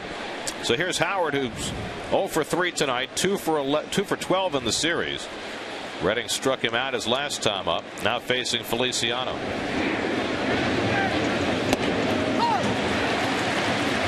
Feliciano's now faced 7 batters in this series and got 8 outs. Pretty good rate. Ibanez on deck. And Howard takes the slider away, 1-1. Howard just 4 for 27 in his career against Pedro Feliciano. Want to know why Pedro pitches every time the Mets face the Phillies? Fastball down and in, 2-1. See Feliciano quick pitched him again. Howard likes to hold that bat right in front of him, a la Jim Thome, who was here before him. And as the pitcher starts his windup, he'll bring it back. Slider called, or cutter from Wilmer Santos. 2-2 to Howard. Howard's always had difficulty with Feliciano. When he's hurt Feliciano, he's hurt him in a small park at Philly. Quick pitch, and this is low. 3-2. That's learned from Mr. Peterson, who was here before, Rick Peterson. Chad Bradford used to use it a lot in 06. Quick, go.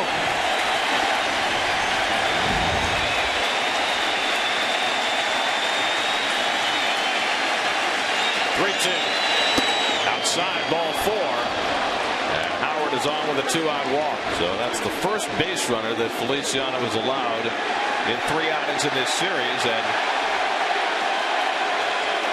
that was ball 4. Yes. The scoreboard had said 2-2 and flipped to 3-2 right before the pitch, but it was 3-2. I love how Dan Iasona checked with the first base umpire. Said, what do you have? He gave the 4, but it was like really down low, like he was hiding a good hand in poker. So Howard, the go-ahead run at first with 2 out, and now Ibanez the batter. Ibanez flied out to Beltran and made a nice running catch in the second, and has struck out twice since. Cora looking into Feliciano and saying something to him before backing up to play his position.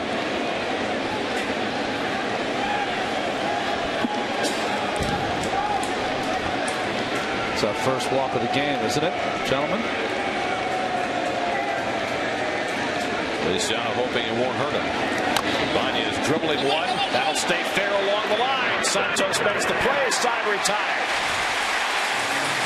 Feliciano does it again. 3 hitless outings against the Phillies, and now Beltran gets a shot in the bottom of the 8th.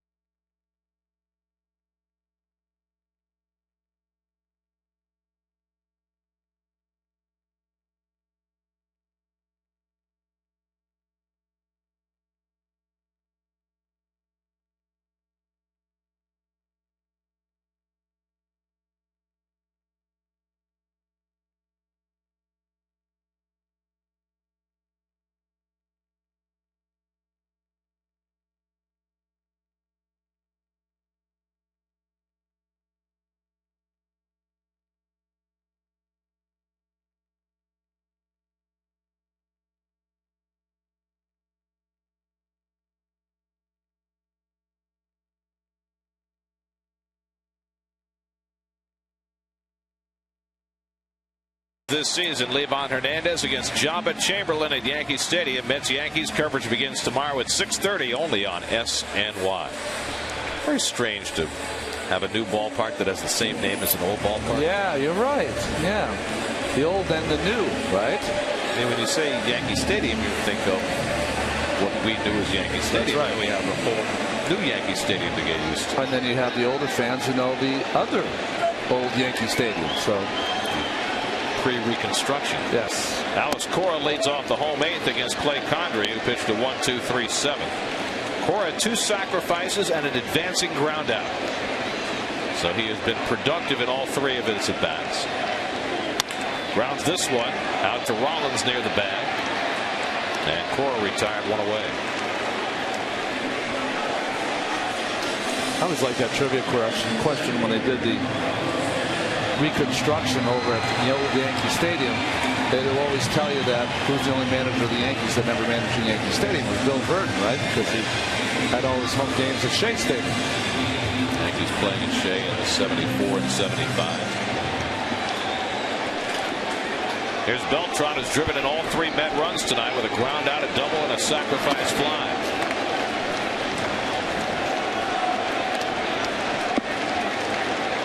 now with 38 runs batted in to lead the team.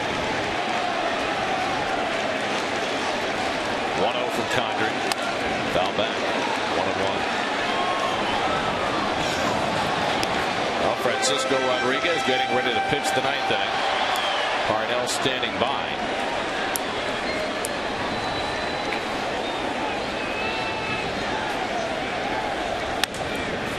Beltran pops one up. Room for Coast. 2 out. There's a huge out for Clay Condry. 2 out in the bottom of the 8th. Well, you know, this is the best I've seen this year, Gary. We've seen Condry and Matson come up together pretty much. And I've never seen Matson throw better, and I've never seen Condry throw better. He's got all of a sudden some extra mileage on his fastball. So now Sheffield pounded inside all night by Jamie Moyer. 3 times grounded out to the left side.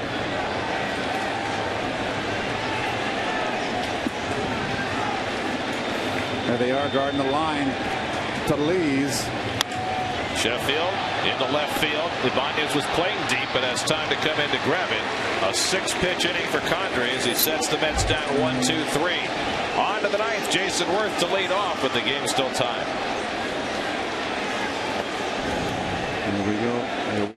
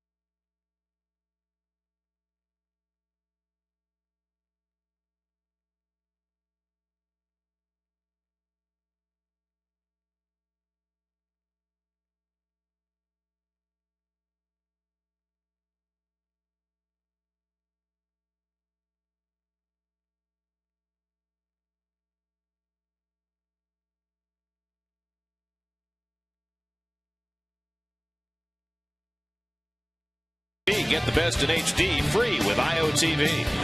By City. By Bud Light Lime. By Acela. By StubHub. And by Honda. 9th inning. Jeremy Reed comes in to play left field. He'll bat 9th as Sheffield comes out. And Bobby Parnell, the losing pitcher in last night's game, comes out in a tie game in the 9th. Well, Parnell pitched an inning last night, of course, giving up that home run to Chase Utley that cost the Mets the victory. 2-1 now on the season, and that was the first home run he has given up. The batting averages, of course, against Parnell surprisingly high, 343 against the left-handed hitters. And so here, Jerry's spotting him against the right-hand batters. You got Worth, Phillies, and Coast coming up in the 9th inning. Worth tonight 0 for 3, has struck out twice.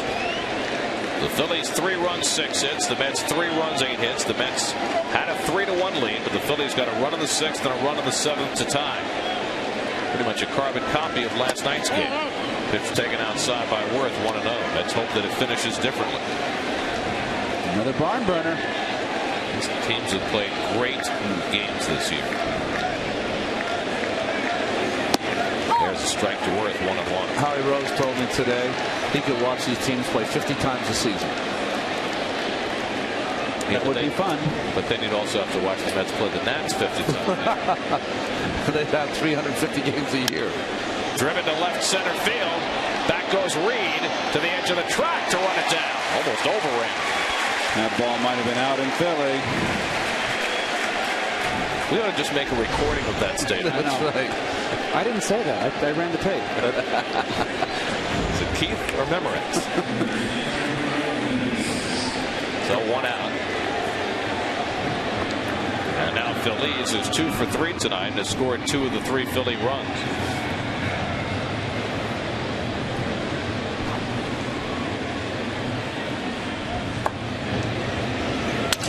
Breaks his bat and dumps it into center field, and Phillies has his 3rd hit of the night. That cost him a bat. Oh, that's a good soldier right there. So now the Phillies have the lead run aboard, the 7th Philadelphia hit, and Phillies has 3 of the 7, and here's Coast, who has 2 of them. So the 7 and 8 hitters have been potent for the Phillies tonight, combining for 5 hits and 7 at bats. Coast flared a single to right in the 3rd and ripped a double to left in the 7th.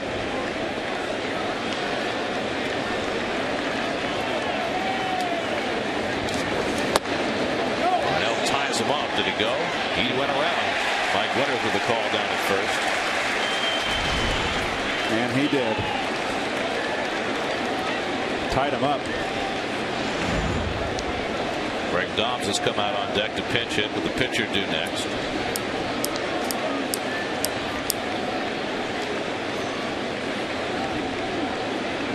Parnell's 0-1. Fastball strike on the inside corner. 0-2. But Coast, who doubled up Redding in his prior at bat, was on a pitch inside. The difference is that one's way inside. And secondly, this young man throws 95-mile-an-hour plus. Parnell got clocked at 100 once last night. Home run was at 97. That ugly hit. Here's the 0-2. Didn't get that call. 1-2. No, he got the call prior. I think he gave it back to him. I think this ball's inside too, Keith. Yep. Right in the batter's box, in the line of the right-handed batter's box. Like the exact same spot as the prior pitch. There's Dobbs on deck to pinch in.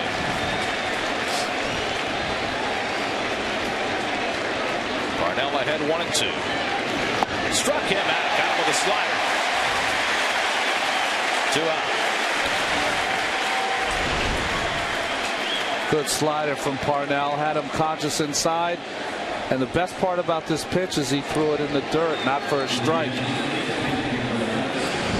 That's got to be so hard for a pitcher to learn how to throw a pitch not for a strike. Because you're taught, especially with your secondary pitches, how to throw them for strikes because you battle it your entire early career. But sometimes just reach back and throw it as hard as you can, but make sure you try to bounce it on the plate.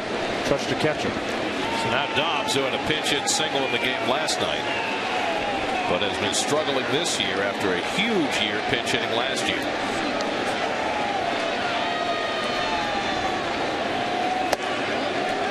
Five for 29 as a pinch hitter with 2 RBI. And hitting just 200 overall. You see Reed playing well, very deep. You got to play no doubles here. No doubles. Double scores a run. Dobbs fouls one away. 1-1. Parnell has not paid much attention to the Phillies at first base, but there's a reason for it. He hasn't stolen a base all season long. He has not even attempted one. Rollins on deck, hoping for a turn here in the ninth.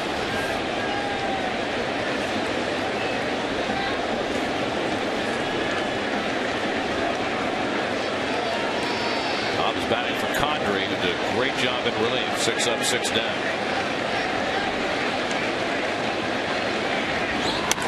Lifted to left, and Reed is just in the right spot. Side retire. Parnell does the job in the top of the ninth. Now David Wright will lead off of the Mets in the bottom of the ninth, trying to grab the rubber game from the Phillies.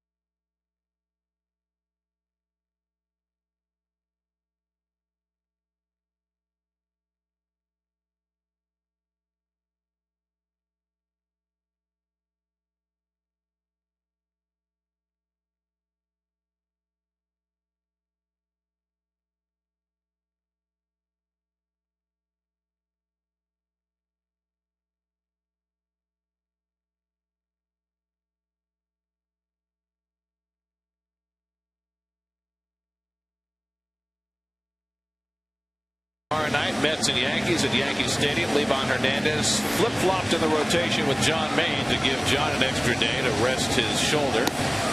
Livan against Java Chamberlain tomorrow night. Maine and Pettit on Saturday, and then Santana and A.J. Burnett on Sunday.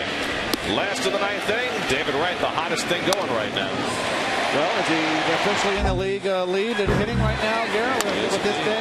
Hit 363 now. Yep. And that's the nice throw by Ibanez, but he's hit 3 rockets. Well, that at bat right there is very telling, because Durbin's best pitch is his cutter away. That's what he wants to get right out on. I've seen they move Howard in the hole more and deeper.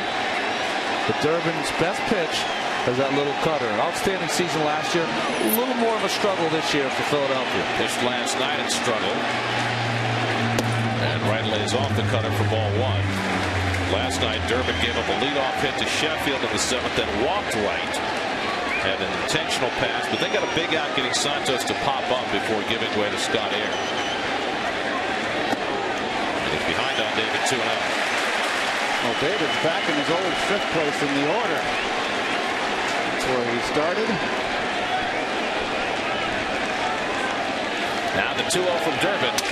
Lifted to right field. In comes Worth. Much easier play for Worth against Wright tonight. 1 away in the bottom of the 9th. Well, David had that pitch back. 2-0, swinging at a pitcher's pitch. It happens. Just got a little over anxious. Slider or cutter down and away. 2-0 pitch.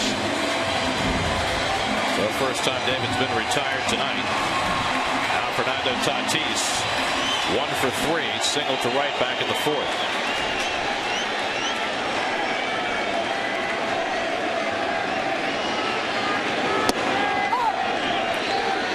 Tatis has 3 at-bats against Durbin in his career, 2 hits, including a home run.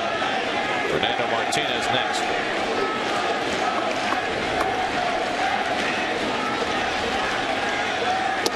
Mets led early again tonight.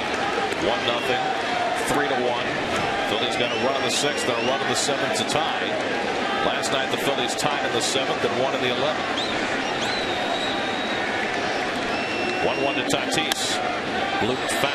1-2. They should save everyone a lot of aggravation and just start this game at the top of the 8th. Like an NBA game. That's right. Watch the last 2 minutes.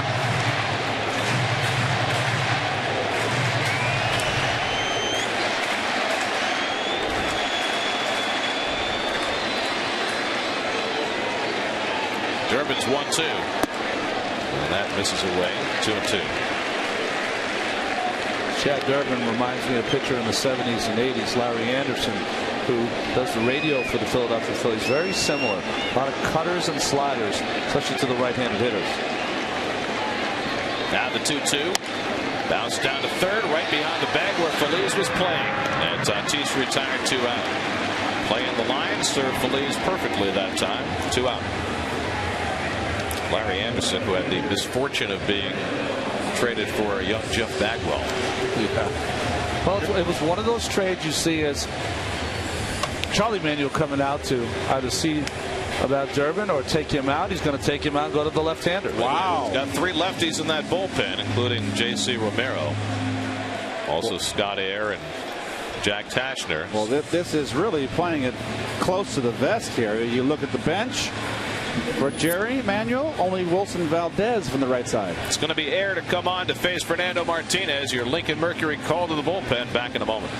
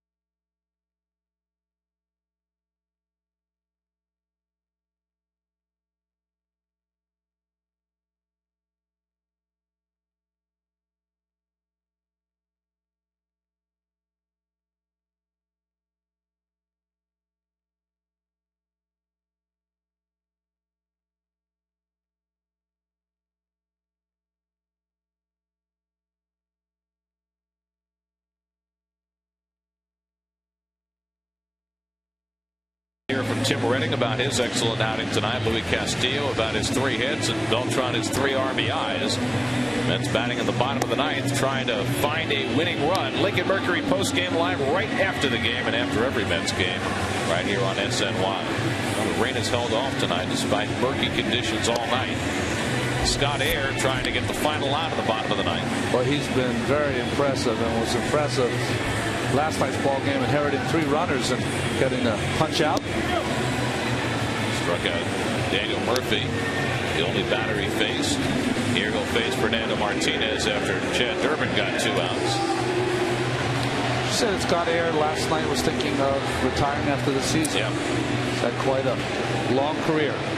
Said, I've been doing this a long time. I got kids at home. I think I'm done. And trying to go out with a bang. Well, he is so far. Martinez would like to start with a bang right here. 2 out and nobody on. Last of the 9th. Mets 3, Phillies 3. And Fernando takes a strike. As Keith mentioned, there's only one right-handed bat in the Mets dugout, and that's Wilson Valdez, a light hitter. So Jerry can't counter here. And that's the reason why I think the left-hander's in here. Got Schneider and Church on the bench from the left side. Broken bat. Phillies picks it off. And for the 2nd straight night, we're going to extra innings. To the 10th, top of the order for the Phillies, tied at 3.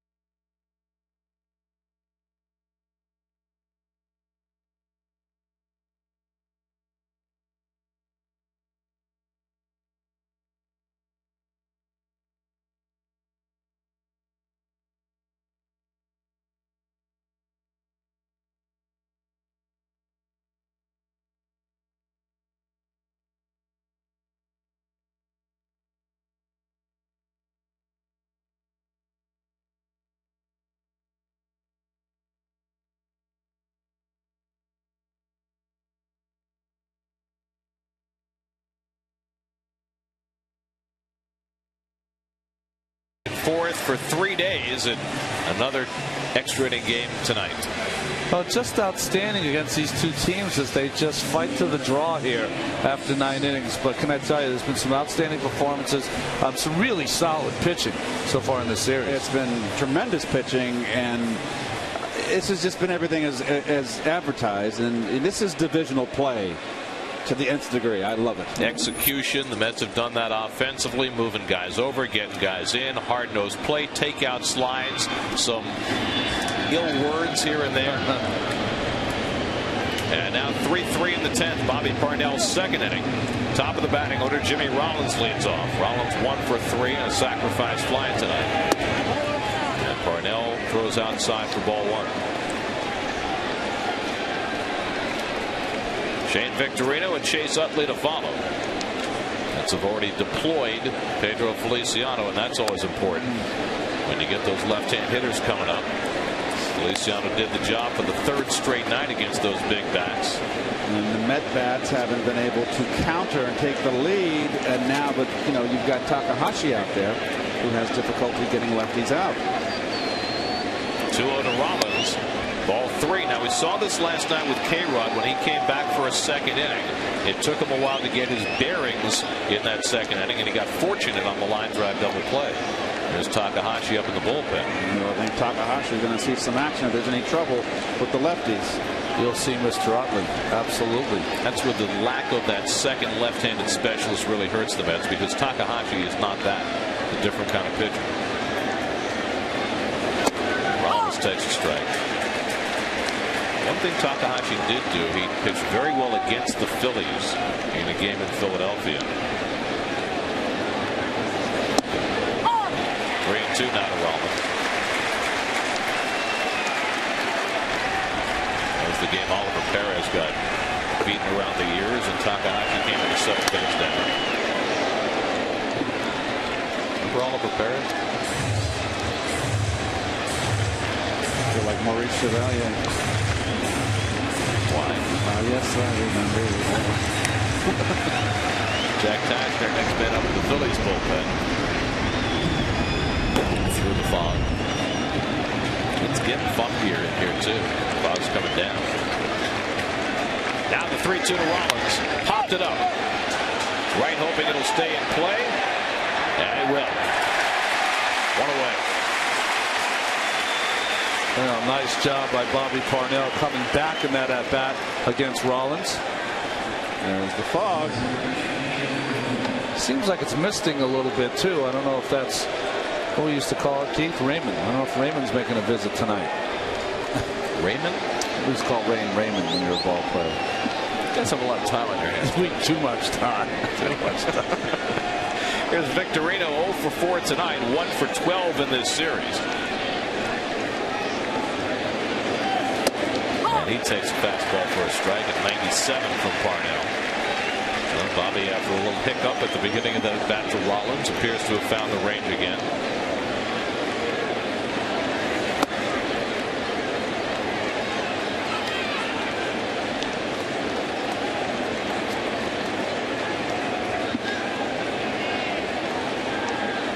Last night gave up a home run for the first time in the major leagues.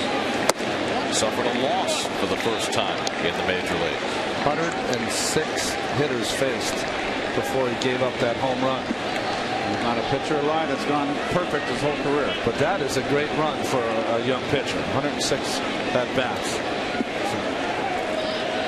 I'm laughing because the last Met pitcher to go longer before giving up a home run. Now you probably don't even remember. Jaime Cerda. Jaime Cerda went 123 at bats before he gave up his first career home run. That sounds like something you have to take a pill for. You know what? I got Jaime Cerda. Past the mound. Cora can't reach it, and Victorino has a base hit, his first of the night. But Parnell took evasive action there as that ball sailed by the mound. And the Phillies have a man aboard. Jerry Manuel's coming out of the dugout, and he's going to bring in Takahashi. So Manuel will cross his fingers and hope that his 40-year-old Japanese left-hander, who has struggled against left-hand hitters, can find a way to get Utley and Howard tonight. 3-3 in the 10th.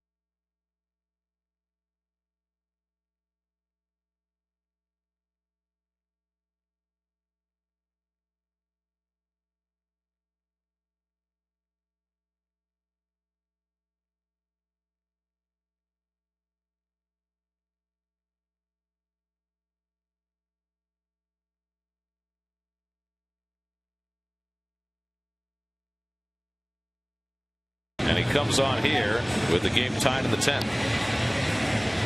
Well, he's pitched 5 2/3 shutout frames in his last 4 outings, and he's really been outstanding for the Mets in games where they've been behind by many runs. He's come in and eaten up a lot of innings and outs, but here put in a very pressurized situation.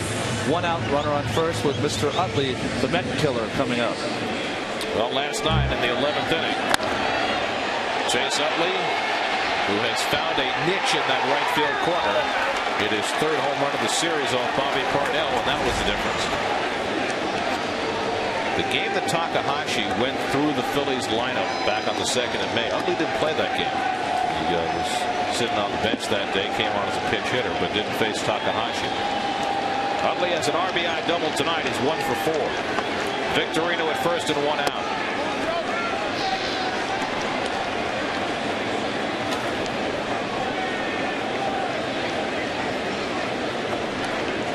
He's been good late, but not lately.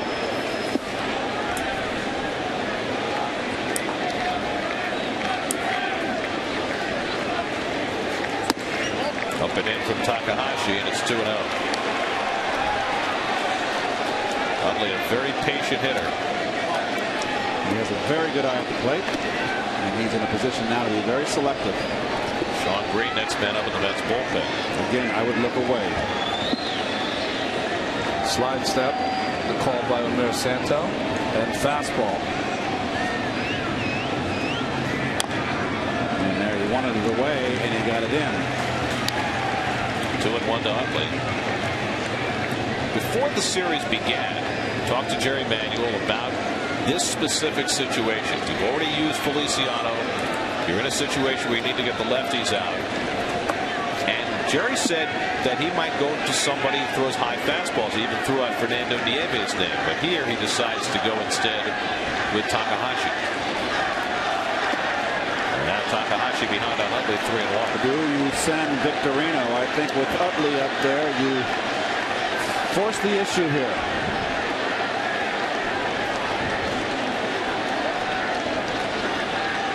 Takahashi, not a great move to first base.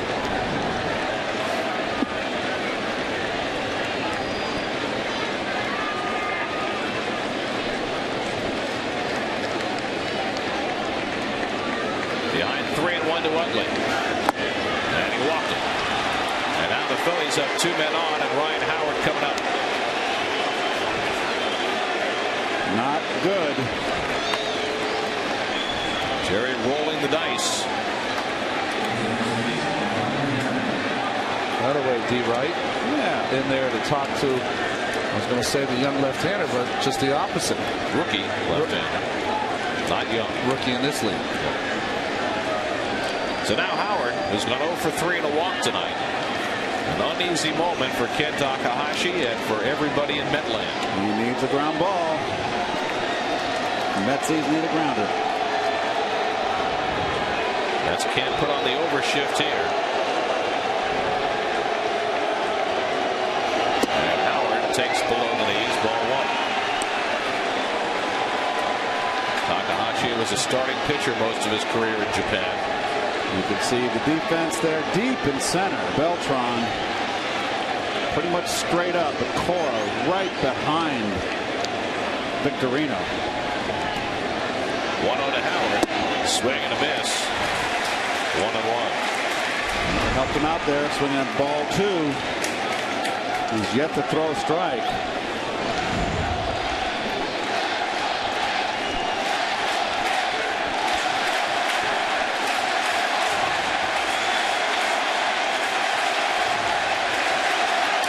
Down at the plate. 1-2.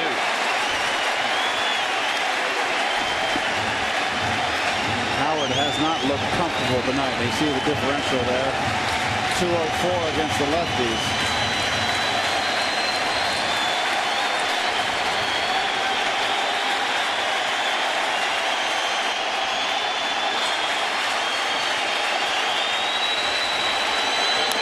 Grounded foul. Still 1-2 to Howard.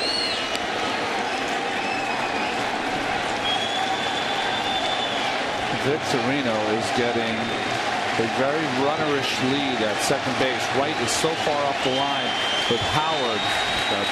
Quite a place to travel to get over to third base. As a hitter, you don't want him stealing. Anybody stealing with on second with 2 strikes. 1-2. He struck him out. Ken Takahashi fends Howard 2 away. Went to the fastballs. Well, maybe he was watching Mr. Redding before. Got a strikeout. Ryan Howard up in the strike zone, goes back to that same spot and gets the out. Off the plate. Now Tatis and Santos out to talk to Takahashi, who's not out of trouble yet. Now he's got to deal with Raul Ibanez with 2 out and 2 on.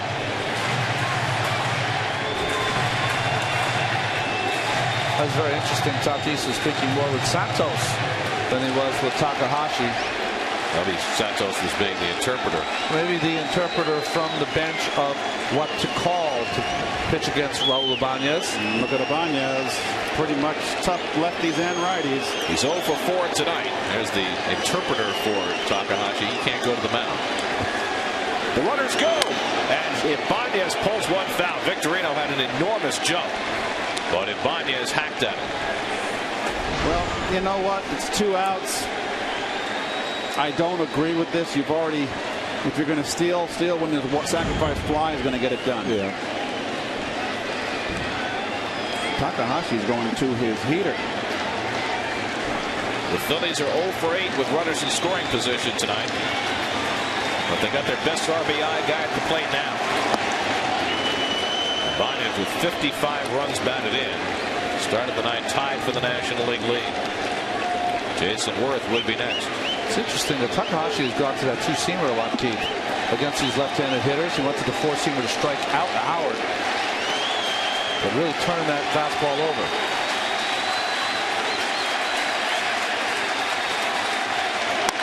Hit in the air to deep right center field. Back goes Martinez onto the track, looking up, and it's out of here. Raul Ibanez with a 3-run homer has given the Phillies the lead in the 10th inning.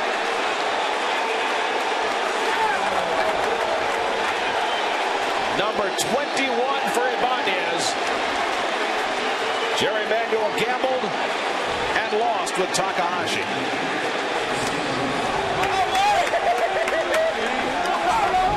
Well, that's a big clutch out right there. Fastball wants it away, down and over the middle. 8th home run in the series for the Phillies. Oh boy. Ibanez, the best free agent signing of the winter. Include Teixeira in that. 6-3 Phillies.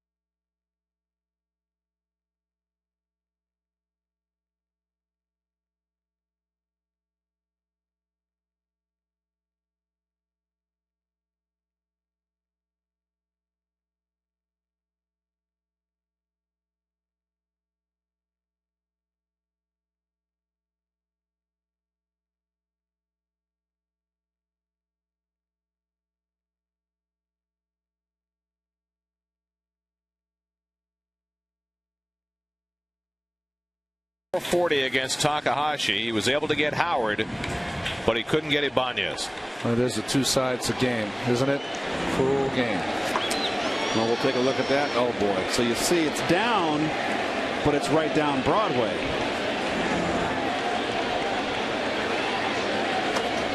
What a year he's having, Gary. He is. 21 homers, 58 RBIs for the 37-year-old native New Yorker Ibanez. As Sean Green comes in to try and get the final out here in the top of the 10th. Pitched in yesterday's game, came in with the bases loaded, left by Big Pelf, Mike Pelfrey. Jason Worth 0 for 4 tonight. Hit the ball deep to left his last time up in the 9th against Parnell. Fog is coming in all right. Gets lower and lower every inning. Dribble foul. Well, Parnell gets charged with the first run of the inning, which means that if the Mets don't come back, Parnell will have losses on back-to-back nights. Ibanez with a 3-run homer into the bullpen. Leads the league in slugging, leads the league in runs scored, leads the league in RBIs. 1-2 to Worth. Struck him out with a slider. Green gets the final out of the inning. But Raul Ibanez has changed the nature of this game with one swing of the bat. 3-3 becomes 6-3. As Ibanez hits his 21st of the year. And now the Mets down 3 as they go up to bat at the bottom of the 10th.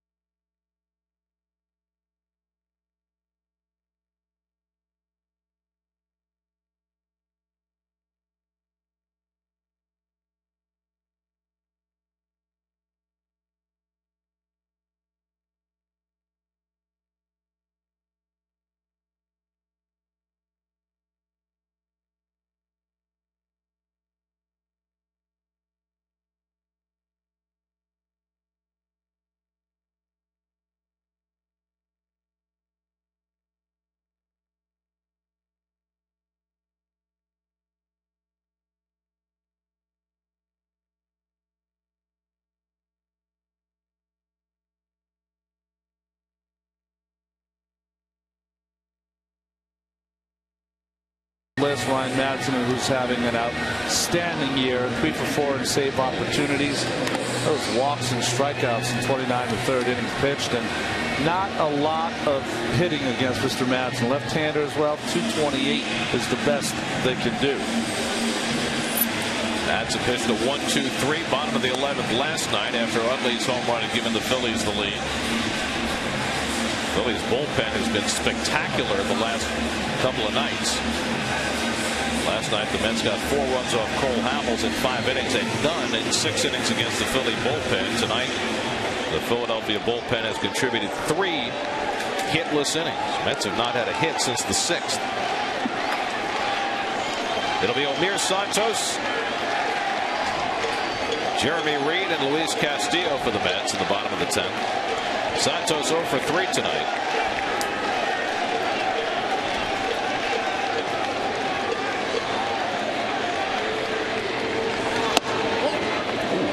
Fastball taken high, ball 1. Well, think about it this way. Mr. Ibanez is only #1 in the National League in runs, slugging, extra base hits, total bases. He's hit safely now in 15 straight road games. He's played in 219 consecutive, bad math there, Keith. 220 consecutive games, 162 last year for the Seattle Mariners, and now 58 for the Phillies. And one of the best guys you can ever have on your team, too. He's the whole package. He's all world. Santos takes one the other way, and the Mets get something started in the bottom of the 10th. Worth playing that ball awkwardly, but gets it back in. Santos has his first hit of the night. Well, you know what? You can't hit a 3-run homer. So just peck away, get it started. Nicely done by O'Meara. And now I think you'll see Matson kind of, okay, bearing down a little bit here. Jeremy Reeds had one at bat in this series. He got a 2-out single in the 9th inning last night. Bats for the first time in this game after coming on in a double switch in the 9th inning. Reed has really been swinging the bat well, hitting a .323 on the year.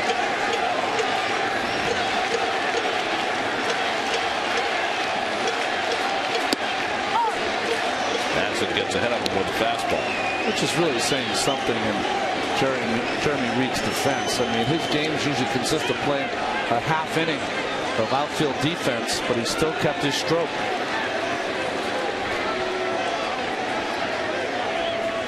Oh, good change. The sinking action. He's got that long arm action, and the ball never gets there. Beautiful pitch. Reed has never played so little in his major league career. Had almost 300 at bats in Seattle last season.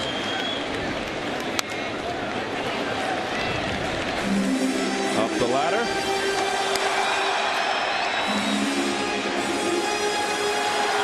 Fastball for a strike, change up for a swing and a miss. Fastball upstairs. What do you think, Keith? Still looking away? He's got the great hook too. Gosh, what'd you do, Ron? You're the pitcher. I'd have to look away. 0-2 fastball taken high, 96 miles an hour. I'm choking up and protecting the plate. You know, I'm 0-2. Yeah, emergency stance. Brian Madsen has done it all as a Philly. Remember that game where he pitched 7 innings in relief and Beltran beat him with a home run in the 16th? Yes. Reed pops it up and Utley's right there waiting for it. There's the first out in the bottom of the 10th. But what made it funny for Ryan Madsen that year is he had started in the rotation, did not pitch while was put in the bullpen, and then his first appearance out of the bullpen is 7 scoreless, right? And then Beltran leading off his 8th inning of relief, of course, with that home run. Game in which the Mets had a 3-1 lead. They had a 4-1 lead last night. You see Phillies in at the corner there. Got to respect the drag bunting ability of Castillo. Castillo has 3 hits tonight, and he needs to get on to get the tying run to the plate for the Mets here in the 10th. Castillo, two doubles and a single. He scored 3 runs. All 3 runs the Mets have scored tonight. Banez in left playing a little bit deeper because nothing over your head with a 3-run lead.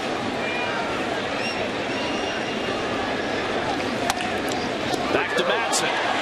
Has the out at second. Rollins to first, not in time. Game continues. Santos erased for the second out. 1-6 on the fielder's choice, but now the Mets are down to their final out of the night. Fooled him with the change. Nice play by Madsen. You always worry here about a pitcher throwing the ball away.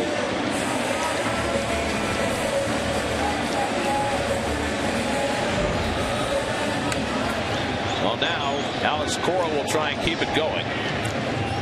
If he can get on, then Beltran could come to bat at the tying run. Cora 0 for 2 tonight. He's sacrificed twice. And Alex takes a fastball for a strike. Mets will be in the Bronx tomorrow night. Levon Hernandez against Jabba Chamberlain in the first game of the year between the Mets and Yankees. The Mets' first trip to the new ballpark in the Bronx.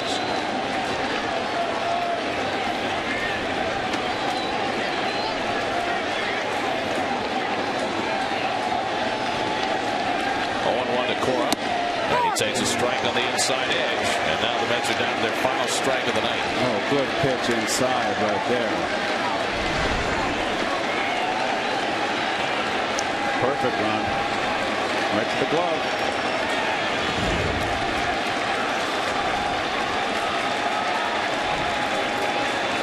Castillo runs, no throw. Defensive indifference moves Castillo to second. 1-2 to Cora.